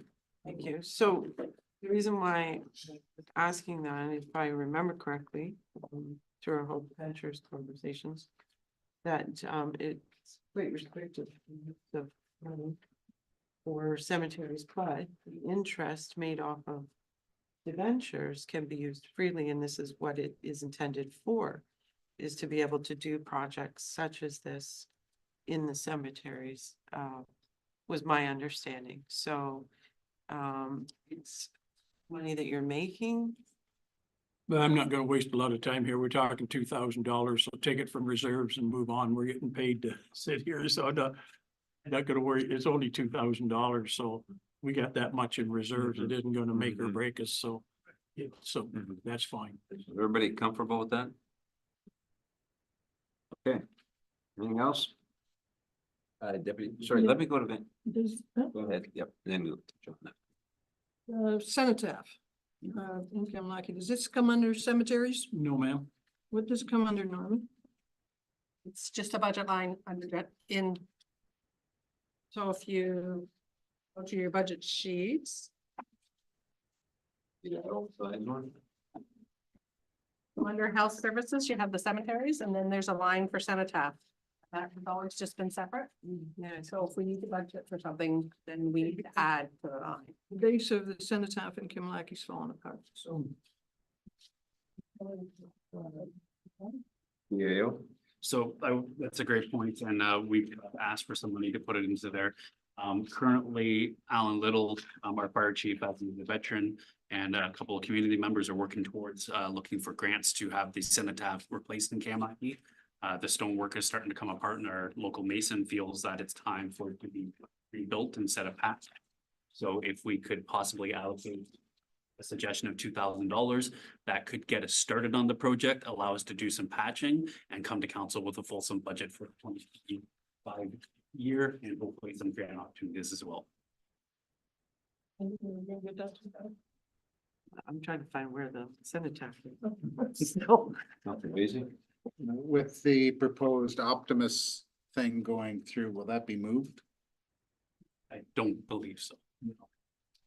Just say, why are we gonna fix it and then move it? That's all. Are we gonna do 2,000? Yeah, we can do 2,000 from your tax levy of this year, or you can allocate it from infrastructure reserves if you so wish. Which it has to be done. So, with respect to our veterans, I think we need to do it. Where do you feel, where would you like to take it out of? Councilor Rodriguez? Reserve. Yours over here? Yeah. Councilor Bolton, you okay with that? Sure. Good. All right, anything else? Sorry, Councilor Van Clyburn, I missed. I had nothing further. Thank you, sir. Okay, Councilor Bolton? Nothing further, thank you. Councilor Vacy? Yes, your worship. The operating expenditures, the groundskeeper contract budgeted at 13, but the actual is 16. How's the contract? Yeah, Ms. Flynn?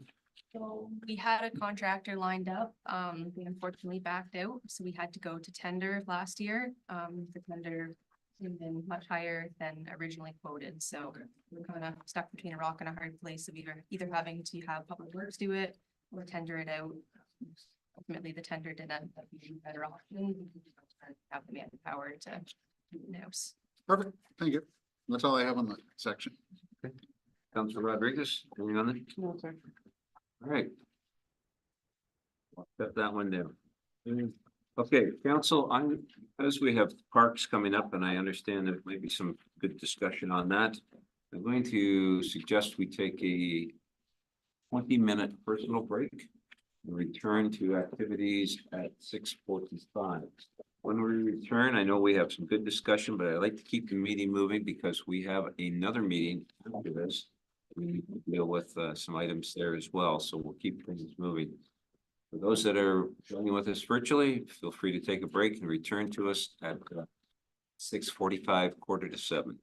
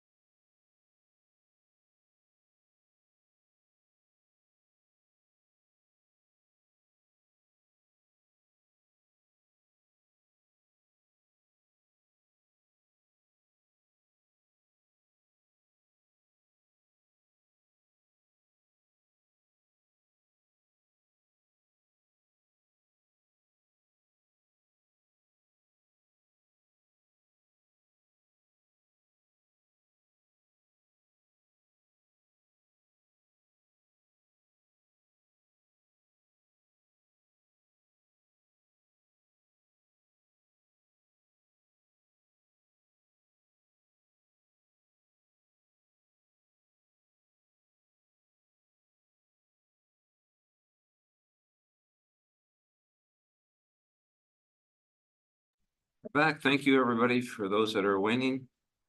Okay, let's go to section number Parks and Recreation. Again, on my left, Councilor Wolvett, any questions? The thing I'm gonna mention, it won't take long mentioning, is that Point View Baldwin Park. There's been letters sent to the park board, Parks Board, more than once, and Eddie will know about it. I'm certain he was, her time as chairman, that they wanted upgrades in Point View Baldwin Park.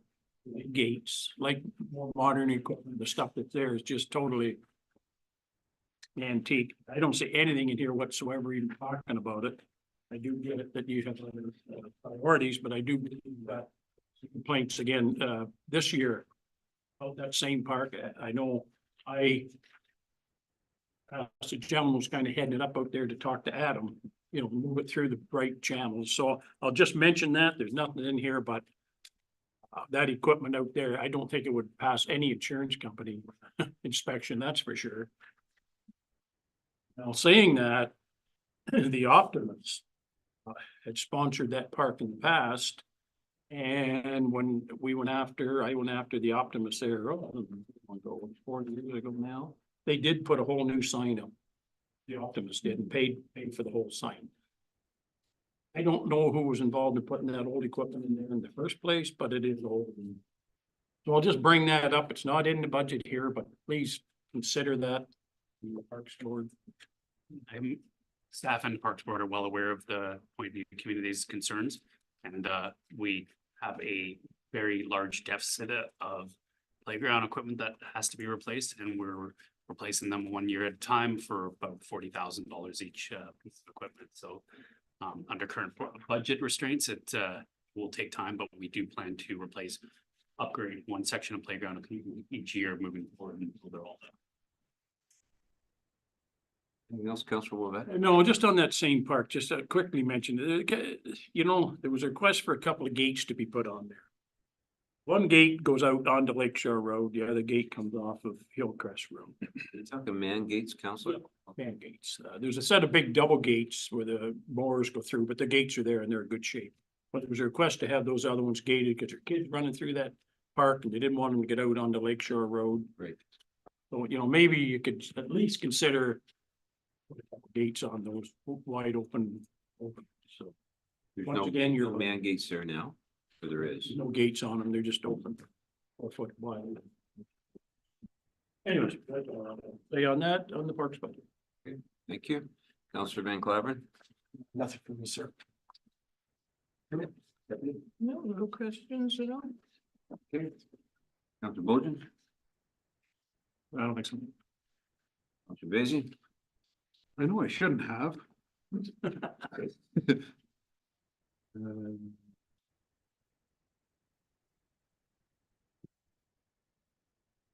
Oh, Lamrecton and Lakeshore Parks budgeting $2,000 for portable washroom rentals. Do we need to when we've done all the work on? Yes.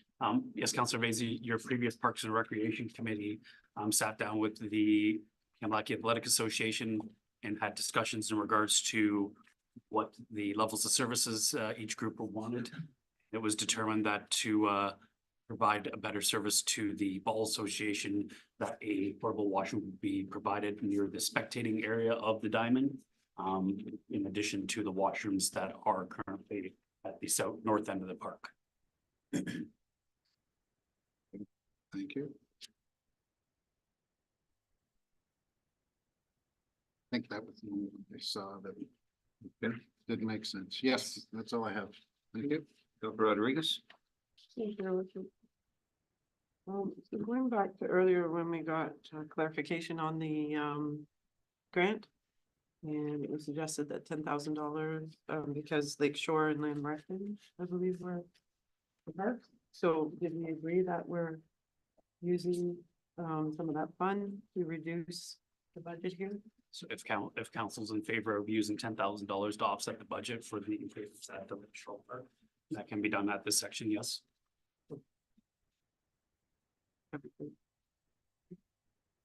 That's usually what I asked. Yeah.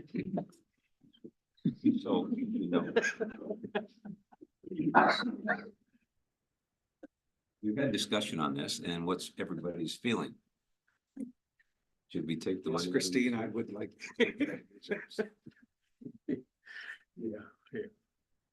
Anything on this side? Go ahead. I'm agreeing to that, yes. Deputy?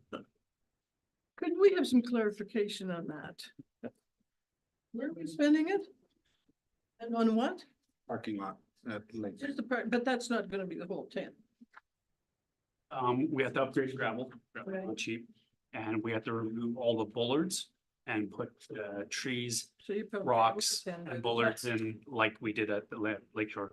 The current bullards there are rotten, so Yeah, for safety purposes, we decided they needed to be replaced. okay, all right. So, but it stays in Lamrecht and Lake Shore area. Correct. Okay, yep, okay. Dr. Bowden? Yeah. Basie? There was also a small, I've got marked here. It was like $1,300 in reserves earmarked for Lakeshore Park. It was just one line, but it was its own line item. Did you? Going over there, perfect. And then, are you gonna discuss the tree? Yes, I had that marked in as well, so I think we're still on taking the 10,000. Put it from the reserve from that grant to put towards. No, we said That we was were only done my with that. first question. So I think we got the feeling that, yes, we're gonna do that. I don't need to ask you, I know what you're. Well, I believe it had to be used up In those, by 2026. That's the understanding. And that would need 26,000 still too. Okay, so that was my first,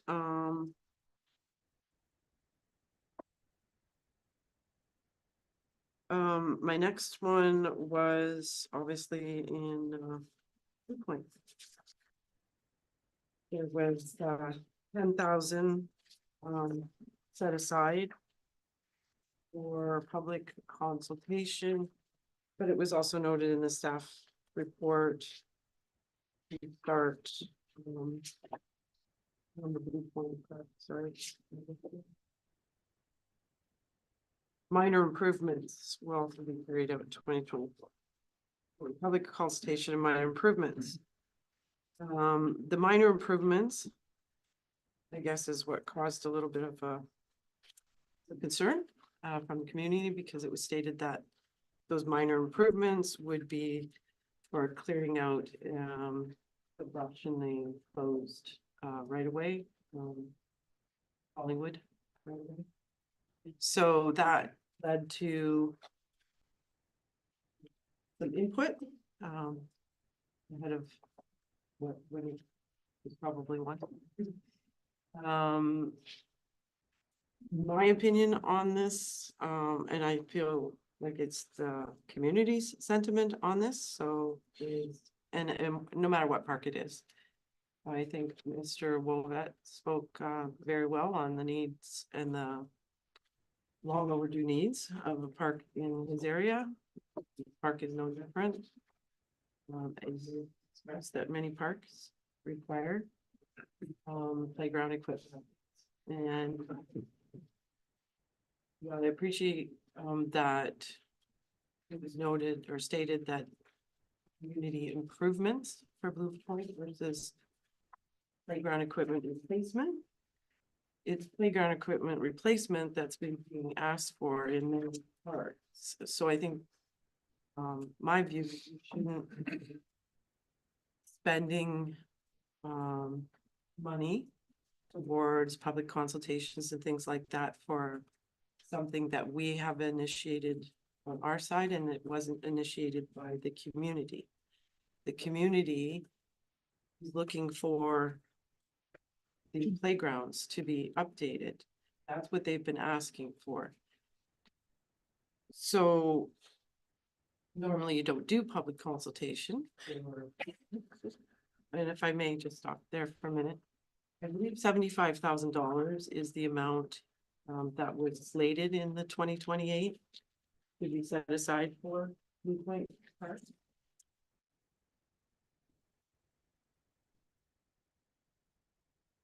And you're,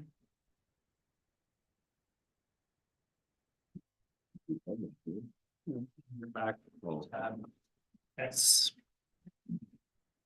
7. Oh, that's- no. Page 6.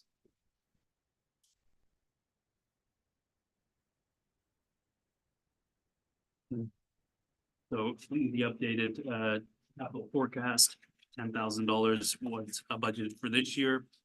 85,000 each year in 2025 and 2026. to 80,000. Yes. So my question is a playground replacement, what is the cost of a playground? Depends on how big you want to make it, but our general budget is $40,000. 40,000, okay. Although I appreciate the vision and the, no matter what park it is for improvements, I think playground equipment should be the focus and that money should be spread around throughout those playgrounds to get them up to date. And if the community comes to us and says, hey, we want improvements, or we want a rail system, or we want something different, a pickleball court, or whatever it is, then I think we should be, it's community led, not led by us. It's responding to the needs of the community. Does that make sense? What I'm trying to express? That's why the Parks and Recreation Committee suggested in their budget meeting that a consultation be carried out. So this is why I'm asking that public consultation, that they're two separate things. Community improvement is a staff initiative. It is not an initiative of the community. Playground equipment has been for some time an ask of this community. It's been an ask of different communities. So I ask that if nothing else, those two subjects be separated. I don't want to see our money be spent on public consultation surveys, all this kind of stuff for something the community didn't really even ask for. And I'd rather see the money spent on making improvements that are needed. Like, so this $10,000 doesn't necessarily need to go to public consultation. It could go for a swing set, let's say. And on the swing set, I mean, last year at this time, the price tag was around 3,000. A couple months later, it was 7,000. And in this budget, you've got 2,500 for a swing in O'Brien Park. So I'm really confused how much a swing set cost at this point. But that 10,000 could go towards a swing set, or it could go towards some gates in a park to keep the children safe and off a Lake Shore Road. I just want it to be spent on needs of the community and not of what the community has come asking for. Counselor Vacy? Yes, thank you. At one point, we get criticized because we're not involving the public. They're telling us we shouldn't involve the public. We should do what we want. No, I If did we not say take that. and do all the parks that need to be done, we'll need about $1 million worth of playground equipment to put in the next 2-3 years. That's why it's budgeted out over, what's this, 10 years. Some of it has to do with insurance and whatnot. The Plum Park one that we're looking at this year is the oldest one in town at 55 years old or something like that. So it's, the priorities go in as well. Mhm. So we look at your park, got everything. Yeah, it's old and it needs upgrading. We know that, but there's other parks that are older that need upgrading or they're missing something. You put 25,000 into that park when I first come on, so that'd be 2 years, maybe 3 years ago, when they did the asphalt and everything. Say, we're looking at upgrading it again. And now you're saying you don't want to upgrade it, you just want playground equipment. Well, we'll surely can put playground equipment in it and take that money and use it in 8 different other parks. Or we're getting to the point where I think we have too many parks. Do we start selling a few of them off to help fund the rest of them? So if I may, Well, Like, what do we got for parks? 32 or something? 25. Not doing along the lake and like the accesses and that kind of stuff, but it's quite a substantial, amount of property that we own and we maintain and we care. That, we only have so much money spread out over so many years to do it, so it's. So you think you got a response from our budget for parks, for Blue Point Park? Now you're gonna sell off a park? I think. I'm not saying sell that one off, but there's, hey, the demographics moved. And Rodriguez? Thank you. Just for clarification, that's not what I said, Mr. Vacy. I did not say I do not want public consultation. I said that the public has submitted in many different forms over the years. They want to have that playground equipment updated and replaced. And to be clear, nobody in the municipality of Plympton or Plympton-Wyoming paid for any playground equipment in that park in history. That playground equipment that sits there was paid for by the Blue Point Association of the time. There were significant donations, everyone's labor, time, material to install the tennis court and the playground equipment. So there's never been an investment by the municipalities to do anything in this park up until 2 years ago when 20,000 was spent on the tennis court. What my point is that when we're in times of restraint here, is if the community is coming to you with what they would like to see happen as their priority, then that should be the priority. We should not be looking for things to spend money on unless the community wants it to be spent on. So if anything, I would like to see the two separated, because as Mr. Sabansky explained to me, due to the population size out here and all the development, that it's actually it was pointed out for improvements, which is different, but that's like adding the trail system possibly, or whatever the community wants. That part should have public consultation, absolutely. But I don't want that to hold up the actual things that are needed, because that's a vision project, whereas these are needed projects in many of the parks. And does that make more sense, Mr. Davis? So how do we move forward then? So we have $10,000. The Parks and Recreation Committee wanted that $10,000 to be used for public consultation and improvements. The direction of what that money, the committee has asked this council for that money. Council could agree and leave it as is, and then the committee could decide how to spend that, or the council could split it as per Councilor Rodriguez's suggestions and dictate what deck gets spent on. As it sits today, improvements were not decided. It was discussed. Trails, yes, were discussed, but it was a simple discussion. Other improvements were also discussed, but it was a discussion at the committee level of what could and possibly happen, but no decisions were made, and no decisions were going to be made until after public consultation. So I'm at a loss for direction here, because the intent of the committee was public consultation and improvement. That improvement could actually use a swing set quite easily, because I really don't think it's going to cost over $5,000 to public consultation. If staff was to make a recommendation today, public consultation would look like an online survey, as well as an open house at the Kamlaki Community Center in conjunction with the Parks and Recreation Committee before or after meeting. So I have the deputy, Councilor Councilor Bojan and Councilor Van Clappen. Okay, so, yes, we put 10,000 aside for public consultation. But it appears that there have been quite a few people reading our budget and looking at our minutes and everything. So, and I myself have received quite a bit of response from the public. It appears like they're not in favor of this trail business.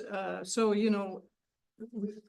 we sort of have an idea what we might, the responses we might get at a public consultation, and it's, and online is a waste of time as far as I'm concerned, because you can get 16 comments from one person. It's not the right truth. So, in my opinion, having said all that, I'm all for taking this 10,000 and trying to, putting it into better equipment and new equipment at that park. Rather than go through the consultation. Okay, thank you, Deputy. Councillor Bulgin? Thank you, Your Worship. Similar to that, but just trying to make it just based on what Councilor Rodriguez has said, and perhaps it's, if we're talking an on-site consultation, for example, whether it's at the community center or in somewhere in closer to Blue Point or whatever that looks like you said, Mr. Spencer, we're probably talking $500 if you need to buy some sticky notes and some paper to brainstorm. So just in the essence of transparency, and to ease the mind of anyone who's worried about what this money is being spent on, and they go the route of saying, let's just say $500 for the public consultation piece. And then since we've already budgeted 10, then we can say the remainder of that can be put towards projects in 2024 that come out of that consultation. Okay, Councillor Van Claveren, then Councillor Beatty. Yes, thank you, Mr. Mayor. I agree with Councillor Bojan. The letters that we received, or certainly the last letter, was representing about 6 or 7 or 8 people, which isn't, I'm not necessarily convinced that is a real good indication of what the whole community is thinking. And so it would be cool just to have a real low budget, hour-long event, 2 hours tops, and talk it through.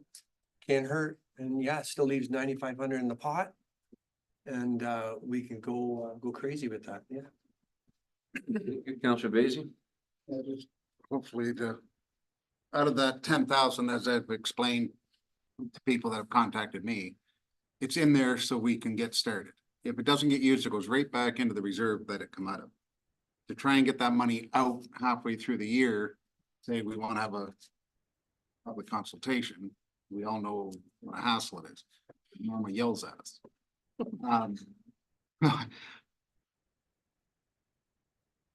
Don't think it's a good idea that we go ahead and start putting equipment in and then decide we're going to revamp park and the equipment's in the wrong spot. That was the whole idea of spreading this out, was so we get what we're planned together and then move forward so that one side, you know, if the trail goes through, we're not putting something where the trail is going to be. Or we cut a bunch of trees down and decide we're not putting a trail in, you know, like it, to me, it makes sense money wise and every project wise to take the steps forward that we want. That we've heard a lot from 70 people. Does that represent everybody? I personally don't care what's in that park because I'm never going to use it. Like it's their park. It's your park. Well, you go to it, but it's your area park. So it makes no difference to me. I just want it done right. So. Councillor Rodriguez? Thank you, Your Worship. If I may just say that it is a small park. It's quite a small park. So I don't think the equipment could even really go anywhere else because you need a certain amount of open space in that park. So it's not like it's going to be redesigned. You have a tennis court taking up, and then the treat area. Which, and I would also like to add that you did receive that last email with that limited amount. There were 5 or 6 more added to that I gave. He didn't want us to resend it out with the additional to cause confusion. So I just submitted them to Mr. Savansky. So there were more. And then just to go back to the point that there were 78 signatures or yeses to get park equipment looked at last year that were submitted. So it was a much more significant amount. Park equipment have always been part of the plan. Yes, It's I not know. part of the plan this year. So Right. those improvements have always included park play equipment improvements. Yes, yes, and I do agree with you. It's just your $10,000. This is where the crux of everything comes, is the $10,000. It said it included starting on minor, you might carry out minor improvements, and then it was stated that that would possibly be looked at as clearing out wood on a closed right of way. It was never stated, it was a discussion of potential projects that could be considered. So it was never official, endorsed, or directed to do so. It was discussion at a committee level, That's to right. see what might work in the community. But that's why you do public consultation, to make sure you hear from the community, see what they want and what they don't want. Councilor Wolvett? I just ask a quick question, this would be to Norma. Norma, on the parks fees, the 5% that we will take in cash versus taking the land for parks. Like there's $385,000 in there. Can that be used for parks? Improvement of parks? And the 35,000 that is budgeted in 25 and 26, a good portion of that will come from parkland fees and from development charges. Right now, there's $384,115 in reserves that probably could be used for some of this conversation. Just a question. I didn't know if we could use I it. would not suggest using that for replacement. It's meant for improvement based on growth area of growth. So the park equipment is a replacement, so it should be budgeted differently. So there are certain guidelines. If you improve the equipment to a certain size, you could use it. I wouldn't want to take all that money and dump it into a playground equipment this year. Necessarily, but if that's council's decision, then that's council's decision, we'll make it happen. But yes, if you improve the playground, so you added AODA features, you add more play structures to ensure that it is improved to service the community better. In theory, you could use a significant portion of the 5% parkland fees to do so. What I was getting at there is like, there's a lot of new houses out there. That's where the whole area is built up. I'm not sure what we took out there. Did we take any land for parks? Or did we take the cash in lieu?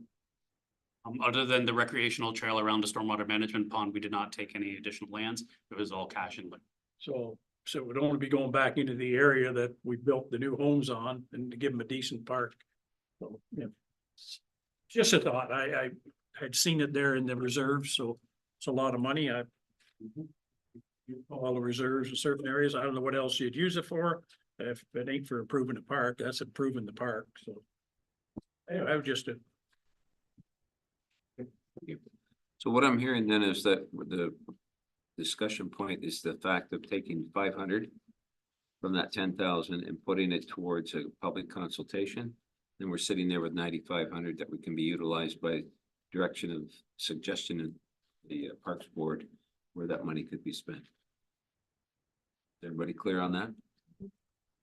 Okay, before we move off to the next section, there was something from our previous discussion relating to tree planting.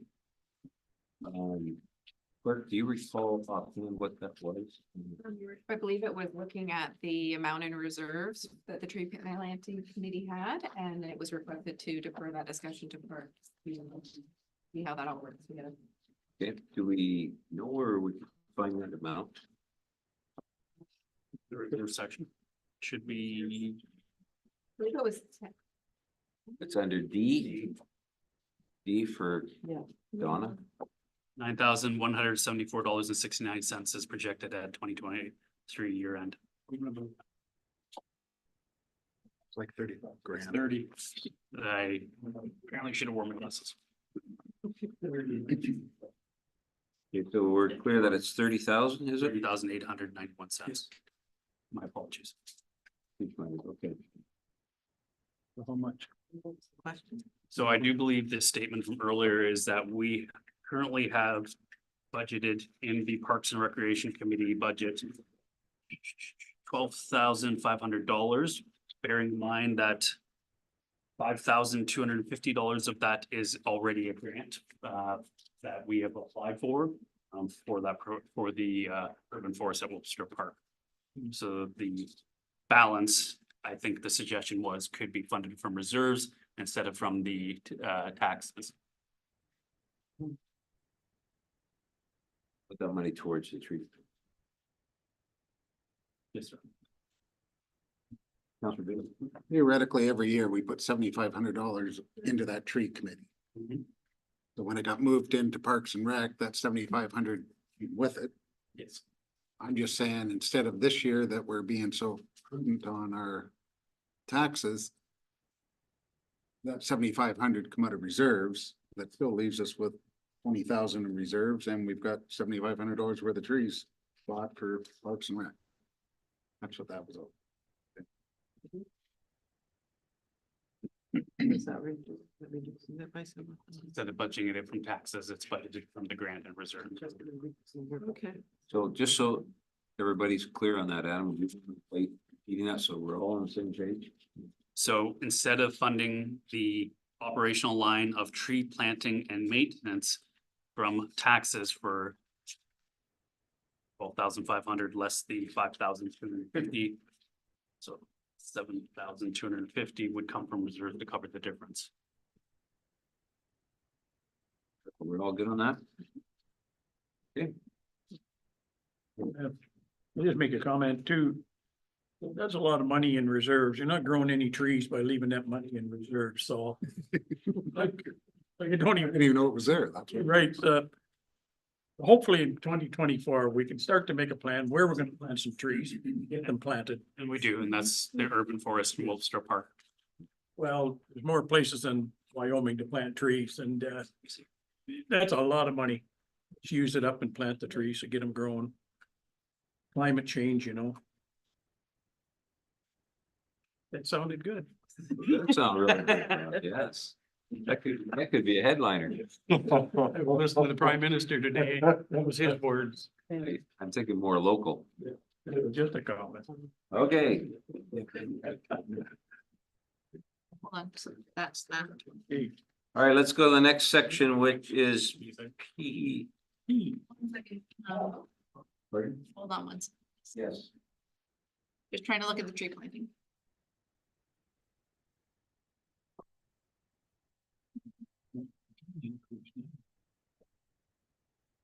For the tree planting on page 2 of the budget.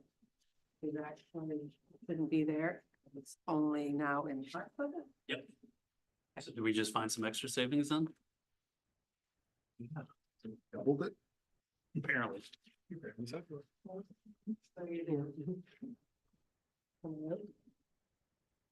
So we would delete so we still budgeted the regular $7,500 in the general budget for tree planting, how we used to do it. But then also Parks budgeted 12,500 for tree planting and maintenance combined. We did double. So we can delete or get rid of the $7,500 of expense in the general budget. And then do you still want to use reserves to cover the 12,500? Expense, yes. Only a portion of it. 7,250. Only a portion? Yes, because 5,000. offsets the rest. So there is, okay. So how much was that, sorry? So the grant is for 50. The grant is fine. Just need to get to the right page. Well,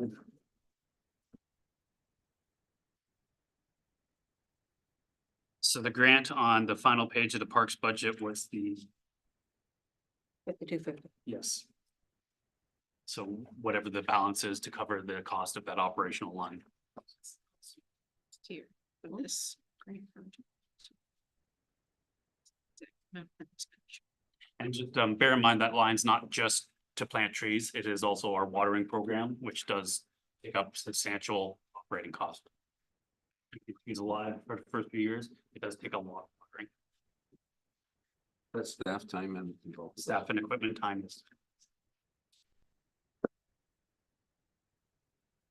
For that grant, did it cover 100% of the cost? So there's revenue of the grant of 5,250. And then there's also a capital expense for that project, the exact same amount, 5,250. So I think those two are already offset. The difference is roughly. And then 12,500. Yes. Yes. Sorry. So yes, that wasn't included in the operation line. Sure. So how much are you? So again, I understand there's a fair reserve for the trees. Do you want to cover the full 7,500 operating cost of the trees with the reserve, or do you want to cover part of that? Right, we're all. Pay for it. Pay for it all, or Okay, so just again, be mindful that if you're covering an operating line with a grant this year, that will appear as a increase next year just to maintain the same value. But if that's your wishes, we'll make it happen, And absolutely. if, just to clarify, so we're getting rid of the 7,500 altogether because we didn't need that expense line anymore in general. And then 12,500 was the expense in parks for tree planting and maintenance. So cover the full 12,500 or just 75. Okay, we good? Or may we move on? I'll bring one more thing to you. Good news or bad? What is? Oh, The Lake Shore Park, that reserve that. Yes. It's not actually sitting there. We used it last year in the budget in 23, It's only at 1,300-ish. 1348. It's not a big amount. no, I'm sorry, 1,300. You brought that up. Make sure one. Yeah, it's gone. It was used the year before. Perfect. As So- long as we're using it up. When I was referring to the 10,000 was from the modernization. Yes, right? that we're good with. Yes. Okay. Next section, E. Tamaki Community Center, beginning on my left. Anything, Dr. Lovett? I would just make one comment on there, and that would be the donation from Here in Shores Optimist. I know that's private, but it is in the budget line here. You know, we were receiving 3,200, realizing COVID was there, but not there anymore, and we only have 500 on that line. Is there any reason they've cut their donation? I'm not aware of that. I don't know if Mr. Sabansky, do you have any information on that? No, sir. So I do understand that we will be meeting with them in the very near future relating to some of the operating events and issues that are going on there. So maybe that can be brought up. If we are organizing a meeting with the Optimist Club. Yeah, and I'm not just picking on this particular line, but I think we need to look at all of our user fees throughout this municipality, all our buildings, whatever we're charging. I think we need to discuss that tonight. Somewhere. I think we looked at Fees are already that passed. recently, not that long ago. I think at the last council, term of council, we did do that. Okay, so that's done, is it? Okay. Yeah, we actually, and we bring the fees back every year at the end of the year and we pass those last month. Fair enough. So this is just a one-off then. Anything else under that? sir. Councilman Claveren? Nothing from me, sir. Deputy? No, Mr. Lambert covered it. Thank you. Councilor Rodriguez? Thank you. I'm just happy to hear that there is going to be some discussion on how we can possibly generate more revenue to offset grants that we're funding for this building. Looking forward to hearing some. Councilor Basie? Nothing. Councilor Bolgen? Nothing, thank you. All right, let's go to the next one. Hughes.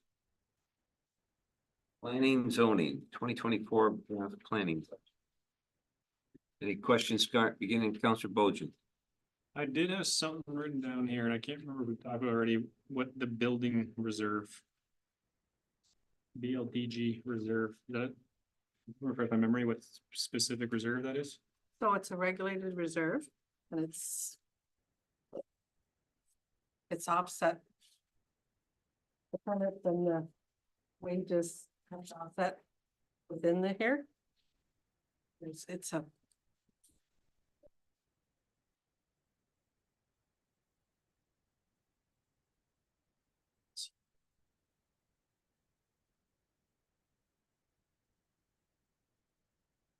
What amount? 7,245.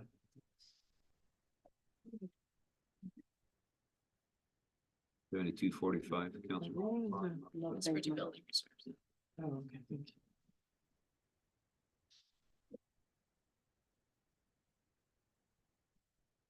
believe treasurer's looking for that information. So it's a regulated reserve that, the planning wages and county expenses, third-party expenses have to be offset by building permits. They have to equal, or the excess goes to this building reserve. Thank you. I wasn't sure what it was. Anything else, Counselor? Counselor Baisey? Yeah, right in that same section, honorarium property standards, we budget 1,000 every year and we never use it. That's a good thing. Well, that is a good thing, but what is it? What are we honorarium? That's meeting pay. If there was Oh, property standards. property standards committee. Oh. Yeah. Right? Yeah, and then, I mean, your worship, Yes. that's based on an appeal basis, and we haven't had one in a few years, so. It's Okay. there in case you need it. That's all I have on that section, thank you. Yeah, Counselor Rodriguez? There is. Is this the right direction? Sorry, something that says planning. Yes. At the top, planning. The third line, it says development charge / green energy / I think / zoning bylaw updates. The word green energy, what is that referring? So those are things that have happened over the years. So the last one, the zoning bylaw update, is what's in this this one. So those are historical? Those are historical. So Okay, way back in 21, one would have been the development charge, and then the next one. Right. This year, it's to do with zoning bylaw updates. right. I remember us talking about it last year and it was budgeted last year but not used, so you've just brought it forward? Yep. Thank you. Deputy? No questions. Counselor Van Claveren? Nothing from me, sir. Counselor Wolbert? Yeah, the only one I have on there, third-party inspections, same thing. 1,000, 10,000, 10,000, and never use it. I do understand what it means if you have to hire an engineer to come in, building or something, you know, it can cost, but. So does that 10,000 just keep moving forward every year? It's not new money, right? Like you're not taking the 10,000 and moving over into infrastructure at the end of the year, or is it just 10 carries on, carries? So if there's a surplus in planning, it would go to infrastructure. Okay, other It than that, doesn't have its own. yeah, so they could use it within the planning if they need it. Okay. Fair enough. All right, thank you. Let's go to the next section. Which is R. or Robert. Building renovations. Counselor Wolbert, anything for you? Well, the only thing, I guess, if you will, Township Hall, eventually we're gonna have to look at that. I hope somebody's keeping an eye on it, because I don't know what it would look like inside, but things have a tendency to go downhill. Nobody's going in or using it or whatever, so, you know, we're looking at big bucks to renovate it, so one of these days, we're gonna have to make a decision on it, so. I don't know what to say about it, because it keeps sitting. I think CAO has comment. Staff, given the challenges we all experienced last year, we did not get around to issuing that report. Staff fully intends to bring you back a report on that property with the recommendations from the historical the company we did hire to do the historical review of it. And then that will come with your options, which then will be vetted at a public meeting where you can hear what they want to see for the facility as directed by the previous council. And then this council will be able to make a final decision whether they want to replace, restore, or other. Would it be sold off? Not, it could be sold off, yes, but it is not large enough to facilitate a new build. Right. Somebody, you never know what somebody would want it for. It might be the Historical Society. Nettie, you're on that area? I am. Okay, you wanna buy it? Okay. Trying to get side, you may be interested, but I don't think they have any funds. Yeah. So Thank you for stirring that up, Counselor. Yeah, I think that's, he succeeded. Counselor Van Claver, anything from you? I really don't.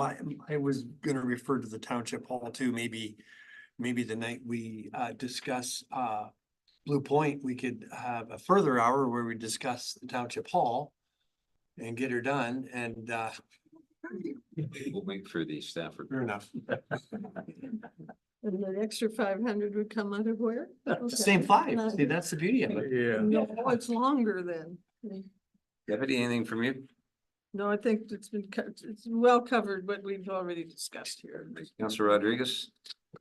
So what I'm hearing is that by the end of this year, we will no longer see your for sale sign. Everyone. Guaranteed. Don't, we'll leave it at that.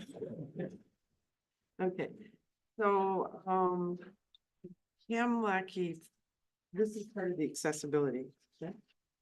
No. Report, it's in the same. Yeah, it is.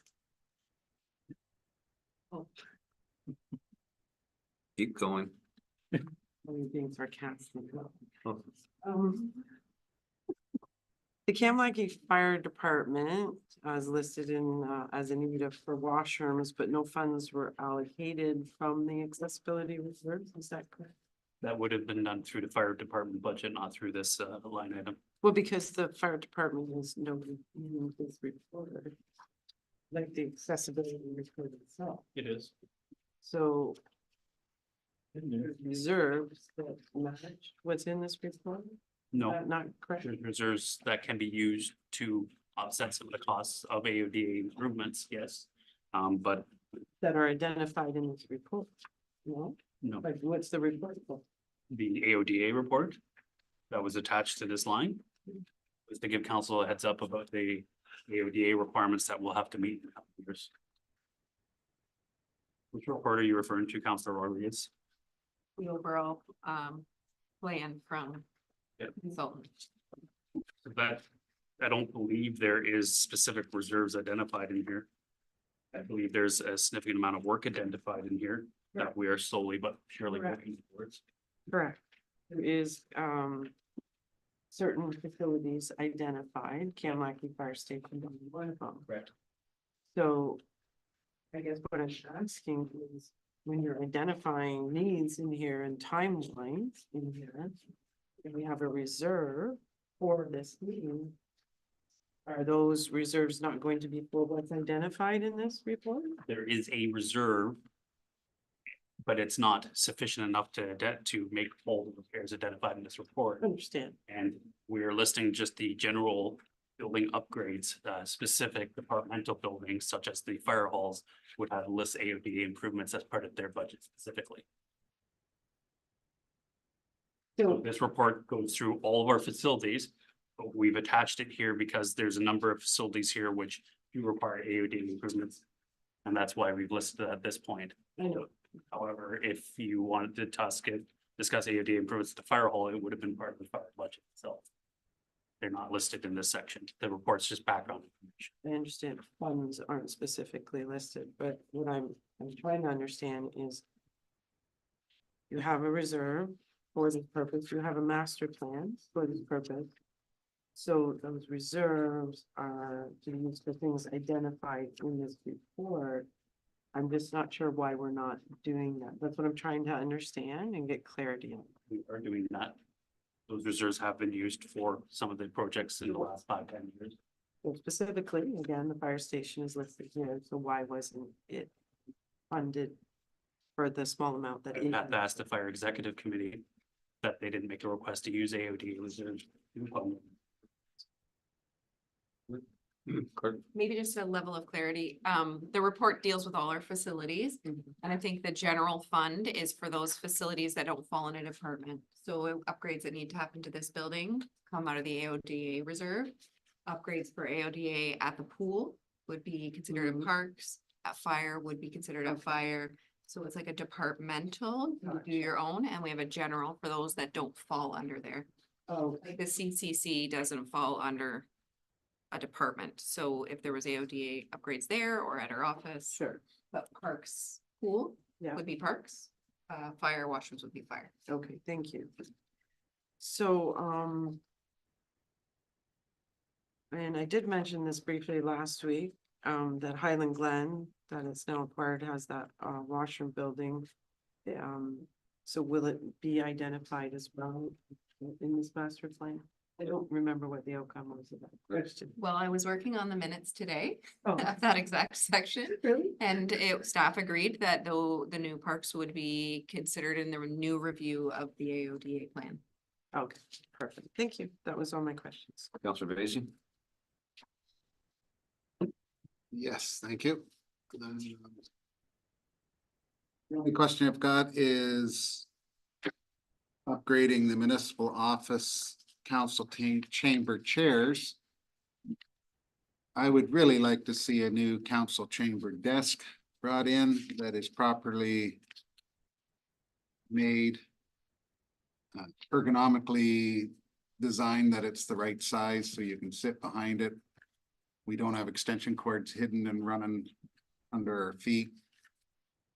You know, to me, this desk looks like something I made in my garage, and I hate every inch of it.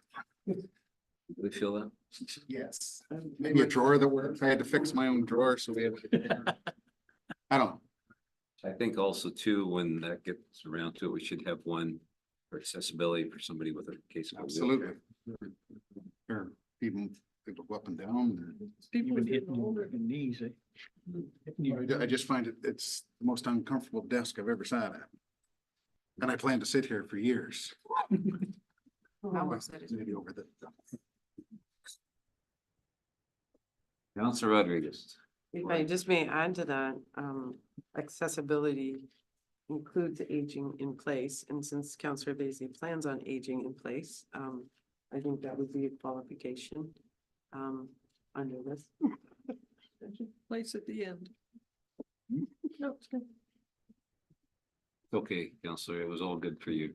Good, thank you. Counselor Bolgen? Nothing further for me, thank you. All right, let's move it along. So maybe that. Section. Are we adding funds for this? Yeah, we need to do this session. Oh my God, I gotta move. We talked about chairs. Any new chairs in the foyer? Nowhere for people to sit, yes. The same. chairs. Oh, okay. I didn't hear. I'm just- Possible. You want to add something for desk? Yeah, put a wheelchair spot or a walker spot for seniors. Raise them up so you don't hit your knees. We get a report on that. Well, we include this in. So we're setting budget, so we're gonna have to throw a dart at a dartboard and hope we get straight, because I have not priced out a massive desk of this nature. Accessible, electronic. Yes. That could be pricey, it should. It absolutely will be pricey. Desk on top of the carpet. The carpet cut around the desk. No, we moved the desks for the carpet. It's not cut around a carpet. It's funny. You like, Counselor Vacy, it sounds like this. We need some design on this to make it. I hear loud and clear that council wants to look at improving this desk. How about that we so, bring back some suggestions and then we can include it for a future budget. I would suggest we put some money there so that we can do all that and get a desk going. If not, we'll be sitting here next year at the same ugly desk. My calculations, we've dropped $90,000 off the budget. 4,900 of it being our counselor pay, which could go towards a new desk. It would be more than 5,000. Well, I'm guessing probably 10, 15, I don't know. But it's, Whatever we're doesn't get. supposed to be the pillar of the So community, and this is the seat of our government, and we're sitting behind a plywood homemade desk. may I suggest you just bump that line up to around $20,000?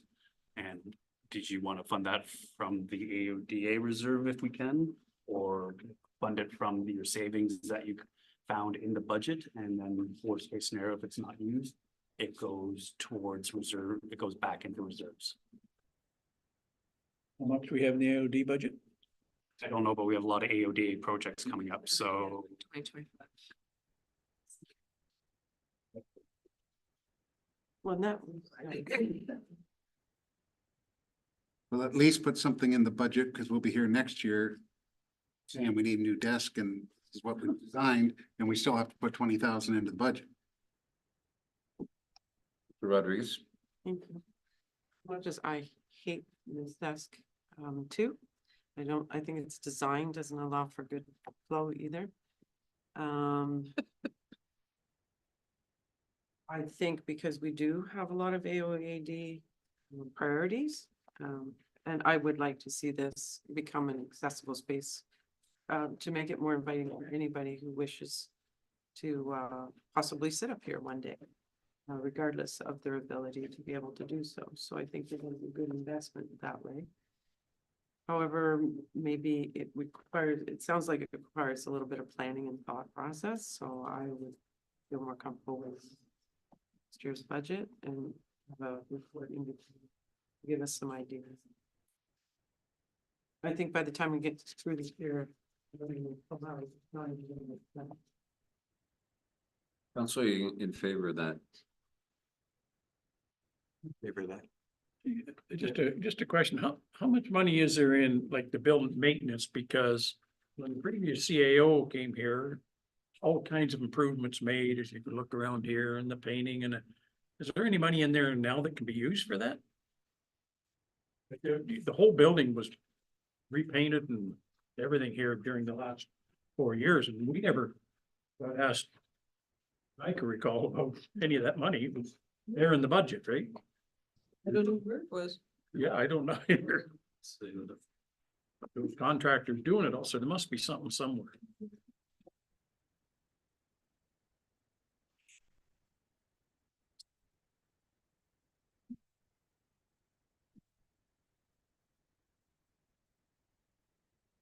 my eyes are getting hurt. There is an office building reserve there? Yeah.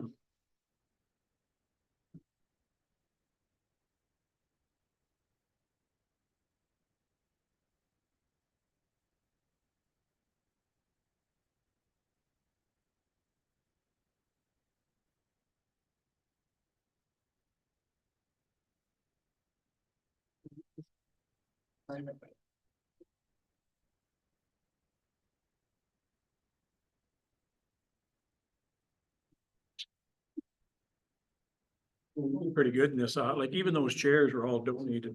The chairs are all donated chairs from the Lions Club, where all those chairs come from. So they stood up pretty good. We had them shampooed, but they're still pretty good chairs. Some individuals that sit there don't think they're comfortable. Well, and they need our. Don't want them to get too comfortable in some of them old chairs. I think it was for accessibility though. Yeah. You We need don't have accessibility standards, you need certain types of chairs. arms. Yeah, well, half a dozen would do, wouldn't it? Yeah. That's it. Yeah, half a dozen. Find it? Yeah. I'm not finding it. My eyes are also. You think you need 20,000? Maybe you could take 10 from the accessibility and 10 from the office? I'll second. This desk was identified in the accessibility plan. I'd hate to take something out of that reserve that's not in that plan. I think it should just come out of, general. If there's no dedicated office reserve, or at least my eyes are not jumping out at it, could you potentially take it out of infrastructure if they wished, Norma? Trying to Gotta be some money there somewhere. put that money in there, so just a minute. Take it out of the tree fund. That's for, down, you have the building reserve, is that? Well, it'd be made of for the wood. Building, not. Would be condition, it's made of wood. Yes.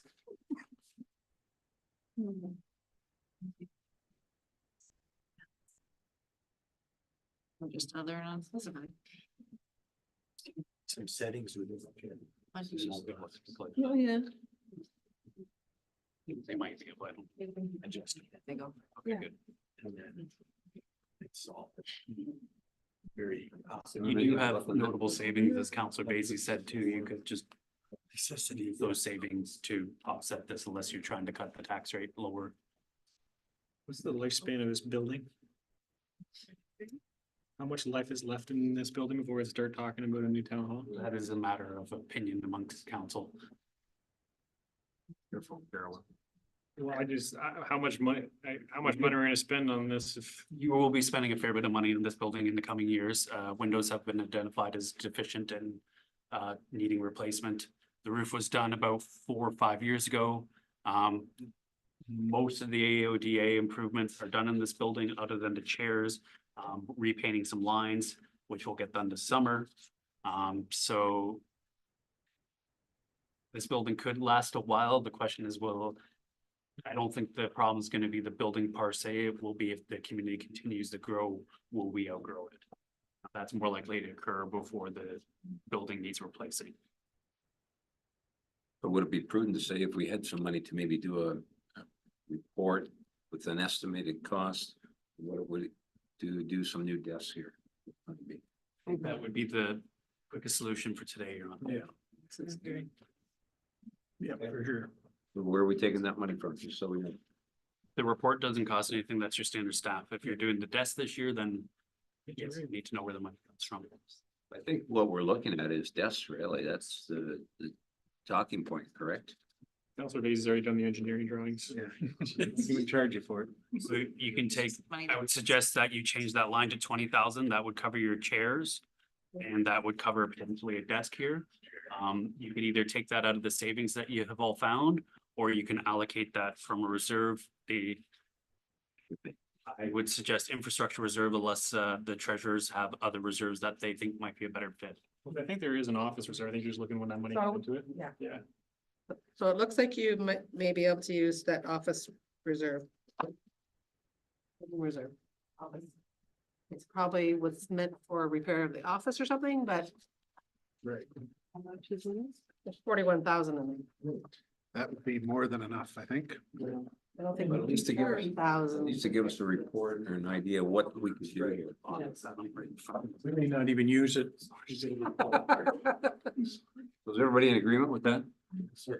Well, how much are we putting in? Okay, so just so the clerk is clear for the records, we're gonna take some money out of that office reserve. You do a quick study on how to, on the design and layout for new desks.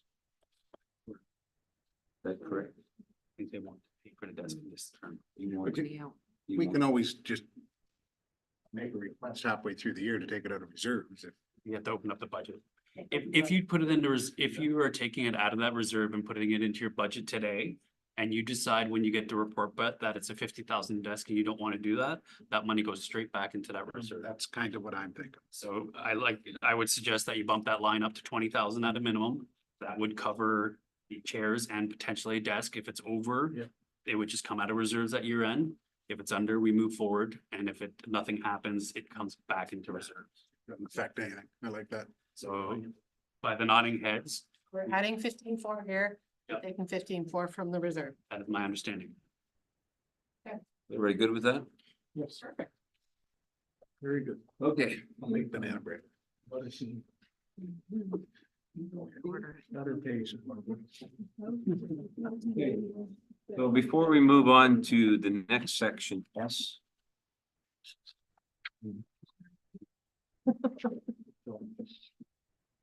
Section S, beginning on my right, Councilor Bolton, anything under there? Councilor Basie? No, sir.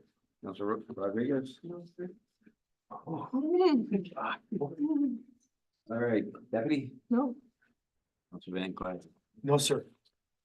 The Woolback? No, sir. Good. All right, section T. Revenue. Councilor Woolback? No, sir. Van Clyburn? Nothing for me, sir. Deputy Mayor? Nothing. Councilor Rodriguez? Nothing. Councilor Basie? Whole lot to me. I'm leave that to Norma. All right, Councilor Volgeon? Nothing, thank you.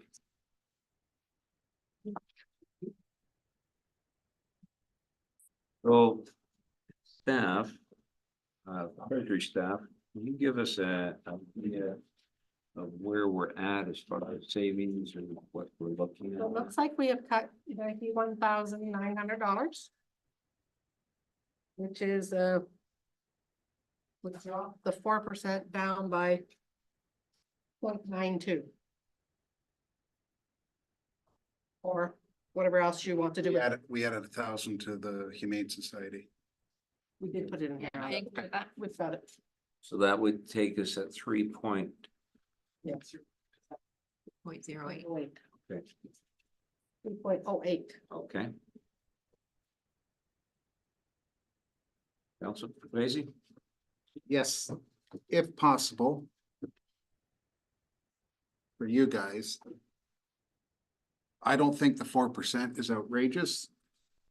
And if we take that 90,000 and push it right into our roads budget. Could it be utilized this year?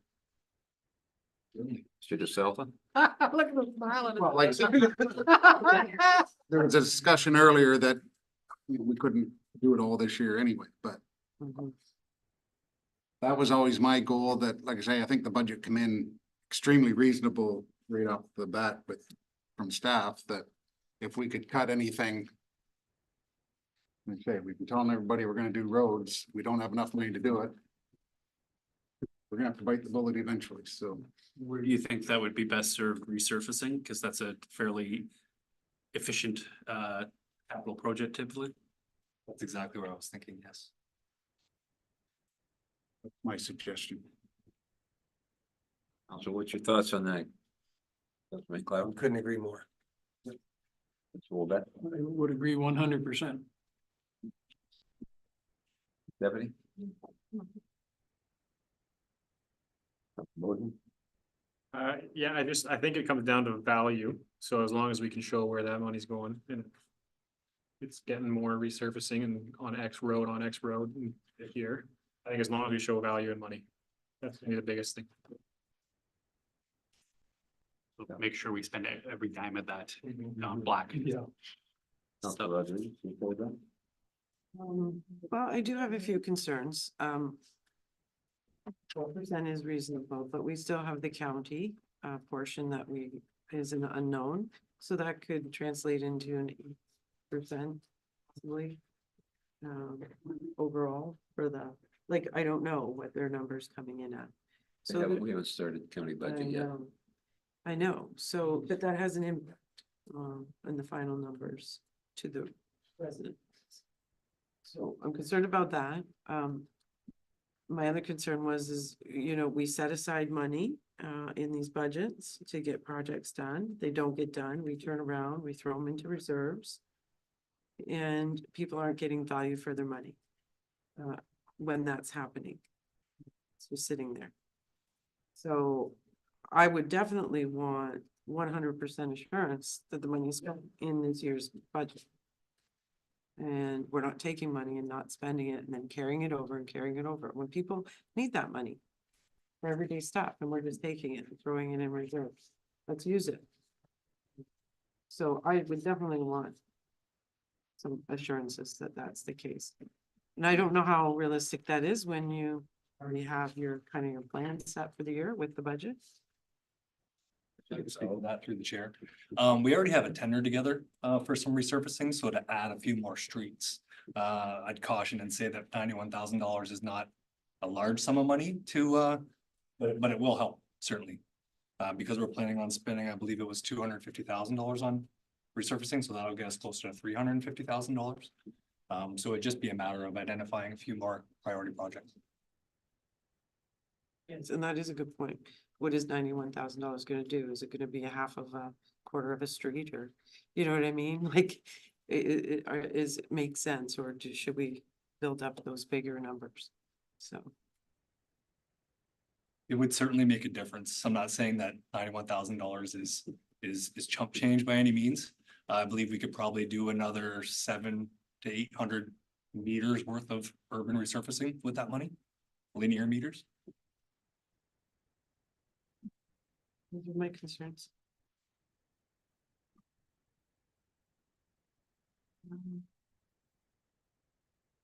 If I may, your worship? Yeah.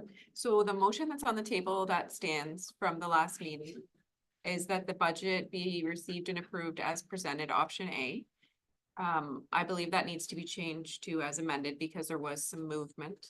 Whether you do the money to roads or not, you still made changes. So the mover and seconder would have to be okay with, we could change the as amended, but then it would still be approved as option A. And then you could make a motion after if you wanted a motion that additional. I guess we deal with this one Go. first. Yeah, because you're still doing the 4%. Would that just be included in the mental order? It can be. He asked if there should be a motion. That's council's prerogative. If you are comfortable, you all agree. If some want a recorded vote. Like the other items you voted on in this budget, there was not a lot of formal motions, so if you're comfortable, you have the support of council to do that, then. Council, you comfortable with that?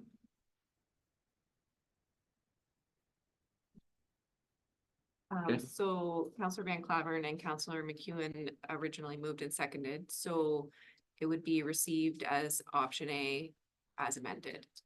Changes that made. What I'm hearing is that amendment includes transferring the savings you found to the resurfacing budget. That will be very clear in the minutes. I'm okay with that. Deputy, you seconded that. No, You still feel comfortable? I'm thinking. Okay. Because.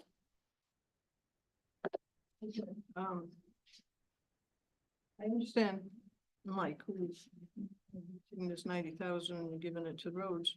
Why don't you just take part of that 90,000, get your desk, Give it to what, sorry? get your desk. And give the remainder to the roads. That way. That's effective.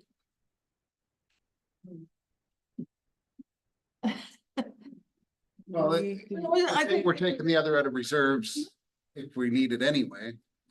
And a lot of it's coming from reserves that haven't been used, so it's kind of awful, you know, if we take that line item out, it's a zero balance anyway.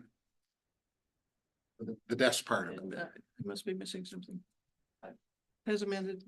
I'm just think, you know, we keep talking about roads and it's $10 million that we're gonna have to chew off here that every little time we can do this and throw it there.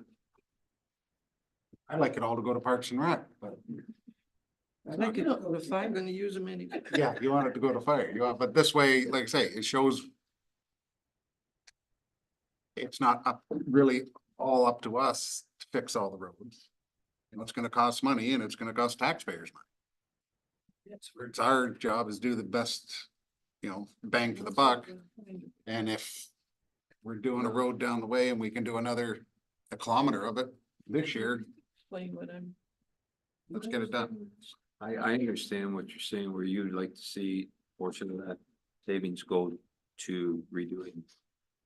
In Yeah, here. if we want this redone, and I don't care, I don't mind sitting at this desk at all, but. If the majority of council want a new desk, then take some of what we're saving, put it in the new desk. Instead of using reserves. Instead of, yeah, instead of using reserves. Like sorry.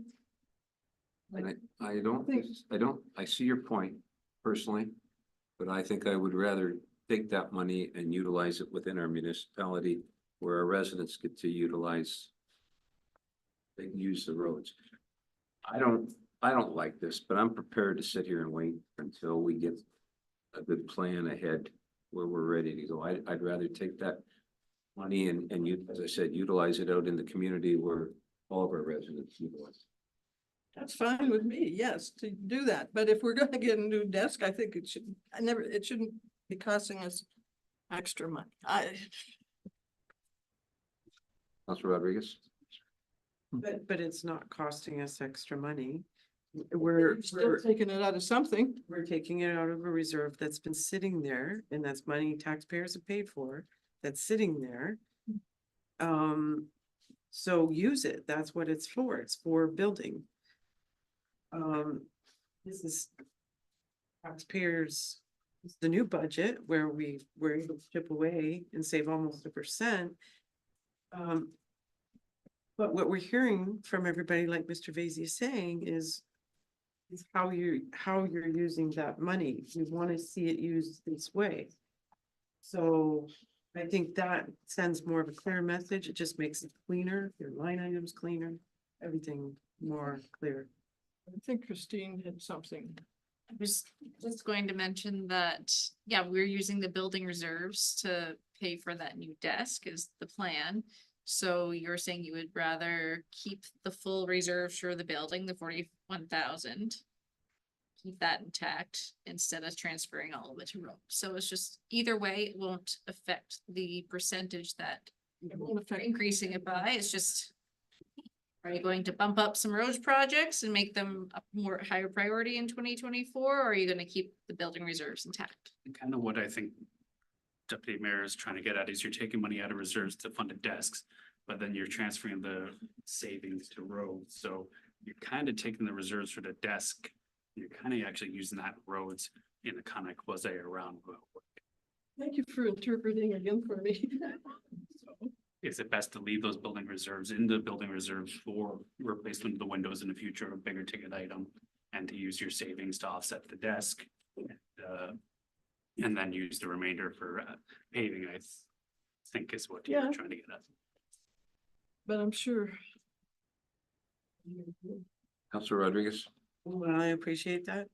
I would rather see the savings, we had the entire amount go back. And use the reserves on desk, because that's instead of 20,000 less going. No, I've heard that. Like, So that's what I would like. All right, so we gotta move this along. So I guess Deputy, are you okay leaving your name on that motion? yes, leave it on there. Put a begrudge behind it. I don't know if I can spell that right. So I have a motion by Councilor Van Claveren, seconded by Deputy Mayor McEwen, that the 2024 draft budget be received, approved as amended. Sorry, you gotta do as option A. I'm sorry, Aaron, As amended. rephrase that the 2024 draft budget be received and approved as option A as amended. Everybody's clear on that? We get a recorded vote on that, please. Councilor Wilvet would like a recorded vote. And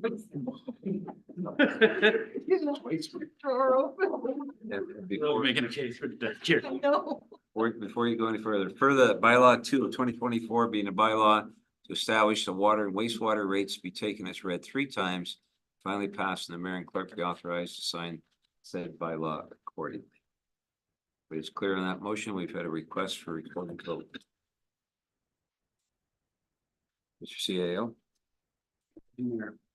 Yes, sir.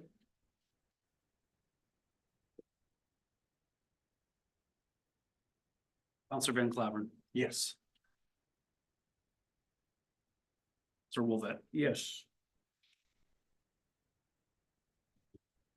Councilor Bojan. Yes. Councilor Vasey. Yay. Councilor Rodriguez. Your worship. Yeah. Carried.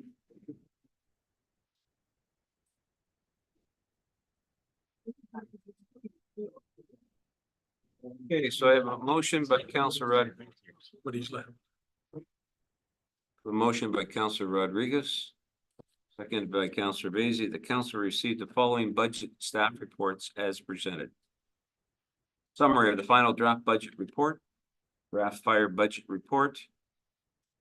2024 summary of final draft budget report, 2024 draft fire budget report, 2024 draft roads and budget report, 2024 draft water and sewer budget report, 2024 draft waste collection and disposal budget report, 2024 draft Parks and Recreation Budget Report, 2024 draft Facilities Capital Budget Report. You've heard that motion. All those in favor? Carried. I have a motion by Councillor Bojan, seconded by Councillor Vacy, that the special council meeting be adjourned. All those in favor? Carried. Council, let's take a 5-minute personal break. We'll be back in our chairs at 8:15. Our regular council meeting minute.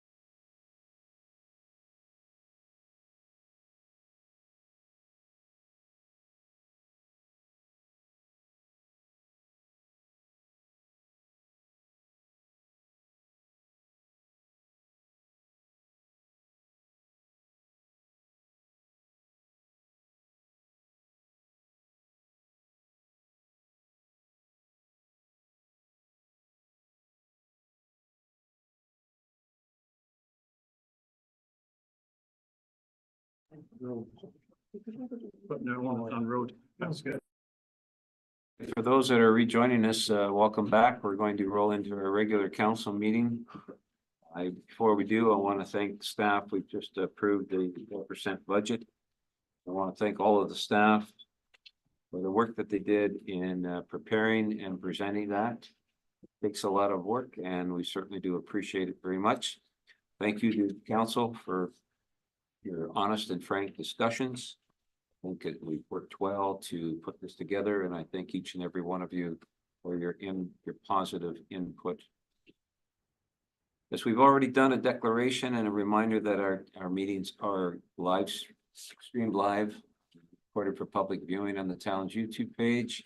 I'm going to go to item 3 and remind council, if you have a declaration of pecuniary interest, do it at the appropriate time. Clerk, I'll go to item number 4. Do we have a delegation? No delegations at this time, your worship. Okay. Item 5.1. There's the April 24th regular council meeting. Council is going to conflict with those that are going to the Ontario Good Roads conference. Actually, we'll be returning that night, that day. So I'd like to consider moving that meeting. If everybody is comfortable with it, I don't think we have any other meetings on the next night, the Thursday night, which would be the 25th. Any of council have any concerns or issues with that date? I'll give you a moment to check your personal agendas. Thursday, the following day. The following day, April 25th. the 25th, April the 25th. Council Bojan, are you okay with that? Yeah. Everybody good with that? Councilor Rodriguez, you're good? Councilor Wabet? Yes, sir. Very good. Okay, so if I'm gonna write in April 25th. So the motion by Councilor Van Claveren, excuse me, seconded by Councilor Wabet. The April 24th, 2024 regular council meeting be rescheduled to April the 25th, 2024, beginning at 5 p.m. All those in favor? Great, thank you. Also, and clerk, you'll adjust the schedule accordingly. Okay. Let's go to item 5.2. I have a motion by Councilor Rodriguez, seconded by Councilor Vaizey, that staff be directed to gather council's feedback and respond to the Plympton Emergency Medical Services EMS prior to the January 31st, 2024 deadline. As we are aware, council, at our last council meeting, we had a presentation, Plympton EMS. And as you can see by your agenda, there is a copy of their presentation the letter with some attachments as well. January 31st date was set at County Council for us to respond, I believe, back to County Council with, if we thought about it, we're willing to enter into discussions and future conversation relating to that.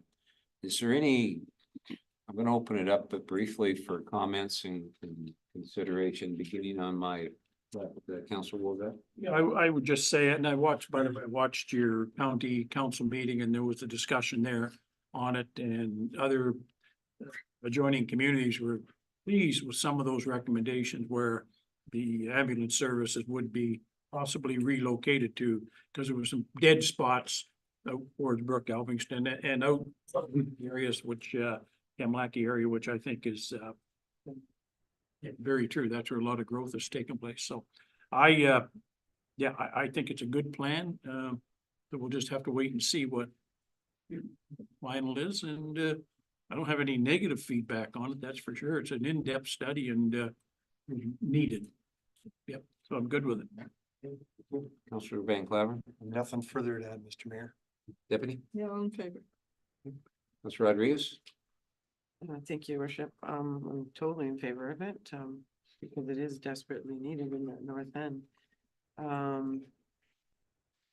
Again, my only concern that I had mentioned during the presentation was the timing, because if Sarnia, that Sarnia East one that mostly services that north part of Plympton, Wyoming, if they move, we'd be hurting more with it gone. So I just hope that that one is handled. I think I've overheard some conversation where they would want to make sure the timing is right, so all the coverage is intact. Yeah. So that would be my only part I'd worry about. But absolutely, it's long overdue. Busy? Yes, yeah, it was very well thought out. I thought every part of it made sense. The only issue I've got, and I made comment of it, is we had 2 more ambulances and they're sitting at the hospital. Somebody on the gurney because they can't get them off. That to me is the biggest problem that nobody's addressing. And it's just another download onto us that we're gonna pay for to have more ambulances because they become a little housing daycare. So, but the plan itself was good. Very refreshing to see that somebody's put some thought behind it. Councilor Bojan? Nothing further. Right. Clerk? So staff could then write a letter in response, stating this council's support and maybe noting a few of the small concerns that were brought up that aren't specifically about the plan and concerns with what they're proposing, but they're just concerns. Yeah, Yes, that so was as long as observed. council, observations, as long as that's what council's directing, that's what staff would propose. Just one more thing. Location of this Kamlaki area proposal. Well, the chief certainly thinking out loud too, and I'm not gonna get into that discussion, but we certainly would like to enter into some kind of discussion about the location of our emergency service, and let me just put it that way. I think we have that opportunity to do that. I think talking to those at the county where this is, is telling them we're happy with it. We like the idea. We're willing to be a partner and talk to you about it first. So I think on the lines of what you're saying, Counselor, we have an opportunity to have some input as well as the location, et cetera, et cetera. I don't think they have anything in mind yet, but they're willing to talk to us about it. Yes. Thank you, Worship. That was actually a really good point that you're saying that we'll have an opportunity to have input. So I would add that and say, In the letter, yep. yeah, Yep. that we just want some assurances that we will have. Yeah, I don't think they would say, here's where you're going. No. No, I think we have a good enough relationship that we can converse. I sure hope so anyways. Okay. Okay, I'll call for the vote. All those in favor? Carried.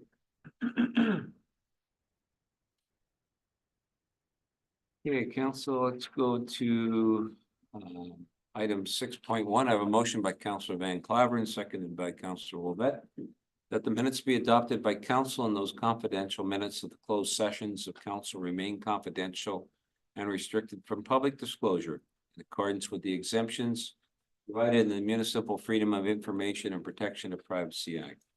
That would be our regular council meeting minutes of January the 10th, 2024, and our closed council meeting minutes of January the 10th, 2024. We've all had a chance to review them. Any questions, any concerns? Seeing none, I'll call for the vote. All those in favor? Carried.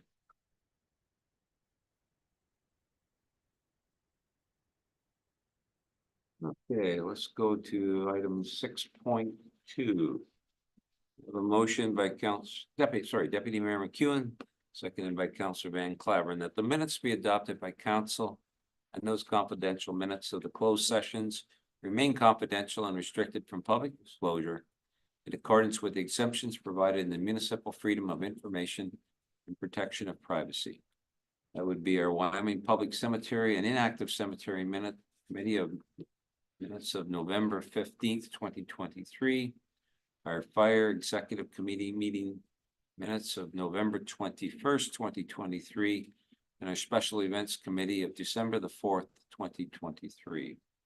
We have Councillor Wolvette here, who chairs 2 of those committees, and Councillor Bojan is our representative on the special events. Any questions?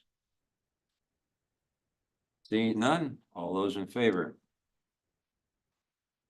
Carried. Okay, council, let's go to 6.3, councilors' reports. Deputy? Yes, Mr. Wolfett, do you have anything to report? The only thing I was at was the farm safety meeting there last week, and they're gonna be having their annual meeting on February the 1st, and I do believe the mayor and the CEO are going to attend. And of course, anybody else that would want to pay $25 and book it with the farm safety, they could go also. So that's really all I have. We're just getting kicked off for spring meetings with the Lambton Yeah. Federation of Agriculture, so Right, that's all I have this time around. thank you. Mr. Van Clever, Nothing to report. Mr. Wolf, or Mr. Belgian? Your worship, I just have the one that, last Friday I had the opportunity to be at the Forest Silver Stick opening ceremonies, for down with Wyoming, and it was super bad weather, but super well attended. So, good. Thank you. Mr. Bailey?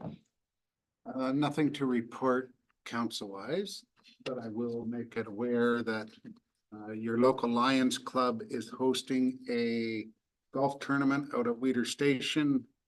All proceeds are going to the hospice. We will start seeing some flyers looking for sponsorships and everything from whole sponsors. We're looking at 37 teams, 150 golfers or something like that, so. Yeah, so if you see it, pass it along, and like I say, we're looking for, pardon me, What is the date of the? tournament? 14th, Father's Day weekend, but it's a Friday. Like I say, and that'll be out at Weeder Station in Bedford. Do I have, More than fathers are invited, of course, yes? well, the women should be paying for the fathers to golf. The way if it was Mother's Day weekend, we'd pay, but Of course. Thank you. Mrs. Rodriguez? Thank you. I just had the Hampton County Regional Trails meeting on January 11th. And there was a presentation. It was actually in the county chambers this time. And I actually zoomed in and missed being able to sit in county chambers. Because it was bad weather that day. Mr. Smalls, I keep wanting to call him Mike. What's his name? The Wilpster tree guy. Mike Smalls. Oh, it is Mike. Oh, I'm sorry. Very nice job. He did a nice big presentation on different native species, things like that, changing the he had a lot of nice things to say about Mr. Bensky and Mr. Little. Some of my questions. Not anything nice about council? Well, you probably get a nice thank you back from them at the next meeting when we attend, since $1,000 was approved to help fund the mapping of the for the trails. Mr. Mayor? Thank you, Deputy. A couple things. First of all, I attended the doctor recruitment meeting, and I think I shared that with somebody at the last meeting. Since our last council meeting, the opportunity, along with our CAO, to attend the breakfast with MPP Bailey that was put on by the Chamber of Commerce. Really well attended. The weather wasn't the greatest, but good crowd. We were able to make some connections with some businesses that possibly were looking to come here and to use some services of certain individuals that have companies. Today, Mr. Da Silva and I attended the WAS meeting, and I just returned first of the week from being at Roma in Toronto. We had a delegation along with Warwick, with the PA Jones, who works with the Minister of Agriculture relating to our drains and trains issue. And then I'll share more information with you after this meeting on that. And it was a good conference. I enjoyed it. I thought it was, obviously it's well connected with rural compared to AMO, which is more the urbans that get involved with that. But this was very good with rural, and the premier was there, all the leader of the opposition, leader of the Green Party, and all the cabinet was there. So they were very accessible, and even listening to other municipalities talk, they commented on how accessible either the cabinet minister or their PAs were. So it was well worth it, I felt. So that's all I have, Debbie. I've been busy. I've been hibernating in this cold. It's Since you got- terrible out there. So that's the end of the councillor report. Okay, thank you. All right, I'll go to item 7. Clerk, anything under council this evening? Nothing at this time. Okay, thank you. I'll go to 8.1 on your agenda. I have a motion by Deputy Mayor McEwen, seconded by Councillor Van Claveren. The report by Ella Flynn, Executive Assistant Deputy Clerk, dated December 20th, 2023, regarding the 2023 Wyoming Public Cemetery year-end update be received for information. We have the author of that report here, Ms. Flynn, as well as our chair of the committee, Councilor Wolvett. Any questions on that report? Hearing none, I'll call for the vote. All those in favor? Carried.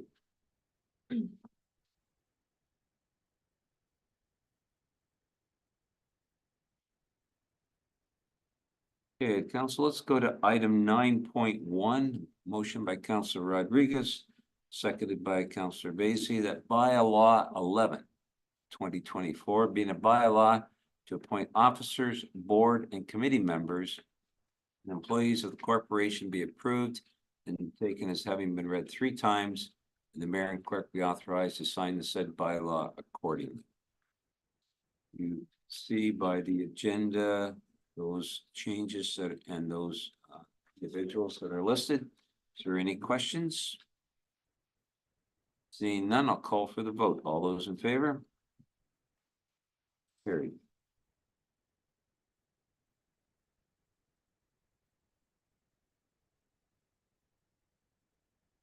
Item 10, correspondence. Clerk, do we have anything that's been added to the correspondence? Nothing for action required, your worship. Right? Okay, let's go to item 11.1. I have a motion by Councillor Van Claveren, seconded by Deputy Mayor McEwen. Correspondence items A to H. That's A to H. Related to recommended reading and routine approval and information items not otherwise addressed by resolution be noted as received by the Plympton-Wyoming Council and filed accordingly. So I'm going to go to my right. Councillor Bojan. Nothing for me. Thank you. Okay, Councillor Basie. G, which is talks about the works department and whatnot.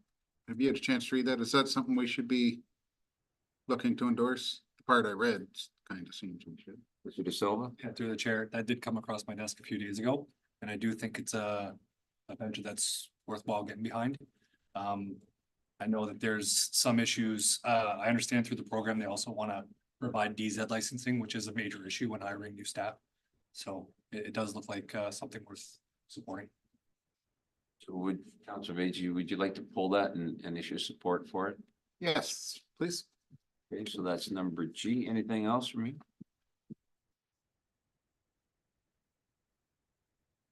Councillor Basie, anything else for you? No. Your batteries died? No, that's all I have here. Worship this. Thank you. Councillor Rodriguez. And I have nothing either. Oh, sorry. Well, I would just like to point out that items D and E will be new additions to recommended reading. Previous to now, the Lambton County Region Trails Committee meeting minutes were not part of the agenda. I think due to some changes that were recently made, the outside committees can now be added under recommended reading, so that, you know, as a representative, I'm not doing on a municipal committee. So therefore, go through all the approvals and everything else, but, so nobody really knows what I'm doing, so it's nice that we actually get to learn a little bit more about. I think it's a good movement. Thank you. Anything else? No. Okay, Deputy, No. Councilor Van Claveren, Nothing for me, sir. Councilor Wolbeck. No, I would have pulled out G also. Or let the clerk work the magic here.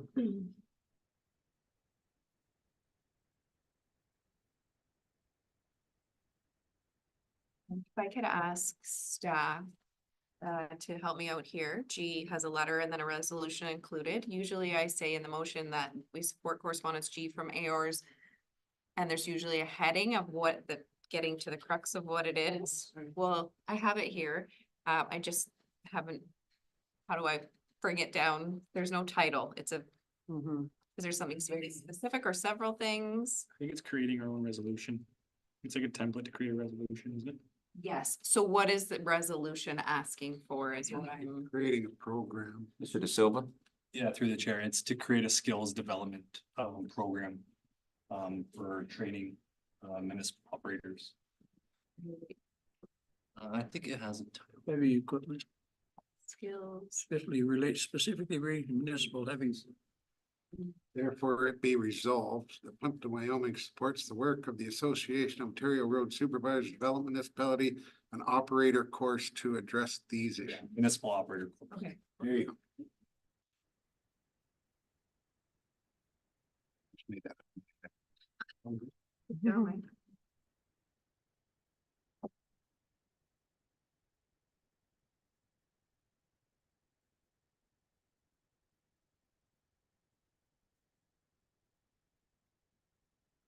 Yes. All right, so going back to the motion by Councilor Van Claveren, seconded by Deputy Mayor McEwen. The correspondence items A to H related to recommended reading, routine approval and information items not otherwise addressed by resolution be noted as received by the Plympton-Wyoming Council and filed accordingly, save and except for G. All those in favor? Carried. Your worship, who was seconding this? Deputy, oh, this one here? Yeah. Do we have a seconder for this? Councilor Rodriguez?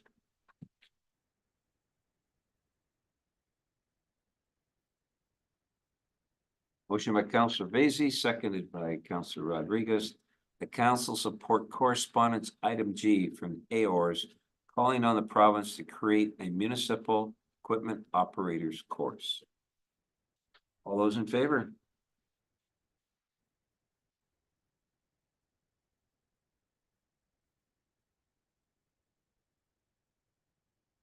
All right, new business. Item 12, Councilor Bojan, anything for you? Here's your chance. Nothing. I can't wait till the next meeting. I'm good for tonight. Thank you. Don't be influenced by Councilor Vaizey. He's not gonna make the paper unless he comes up. I Oh, think- nothing that, I think Heather already has you on the head.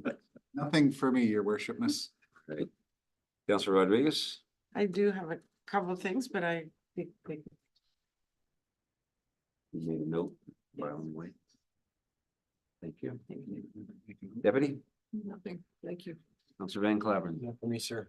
Councilor Wolbeck. I have a list, but I'll hold it till the next meeting. The trend. Hope it's a short list. I have nothing this evening either, so call on the vote. All the, well, there's no vote. We have no. Right. All in favor, yeah. Yes, yeah. Yeah, it is. We have nothing under close this evening, No, nothing. right? Well, that business closed. Go to number 14. 14-1, motion by Councilor Vaizey, seconded by Councilor Bojan. That bylaw 12 of 2024 be the bylaw to confirm all resolutions of the council meetings held January 25th. 2024 be taken as read 3 times. Finally passed, and the mayor and clerk be authorized to sign the said bylaw accordingly. All those in favor? Carried. Before I go to the next motion to adjourn, I want to comment and thank our drainage coordinator, Elizabeth Cummings, who's this week has just finished her tenure as the head of the Ontario Drainage Engineering in the province. Liz has done a great job for them and taken them to a new level. We thank her for that. Done. I'd also like to recognize our CAO, Mr. Sabansky, who did a major presentation at their conference today. It's been a long day for you, Adam, and thank you for doing that. And from all indication I've received, Adam did an excellent job. It's well received, and congratulations to you on it.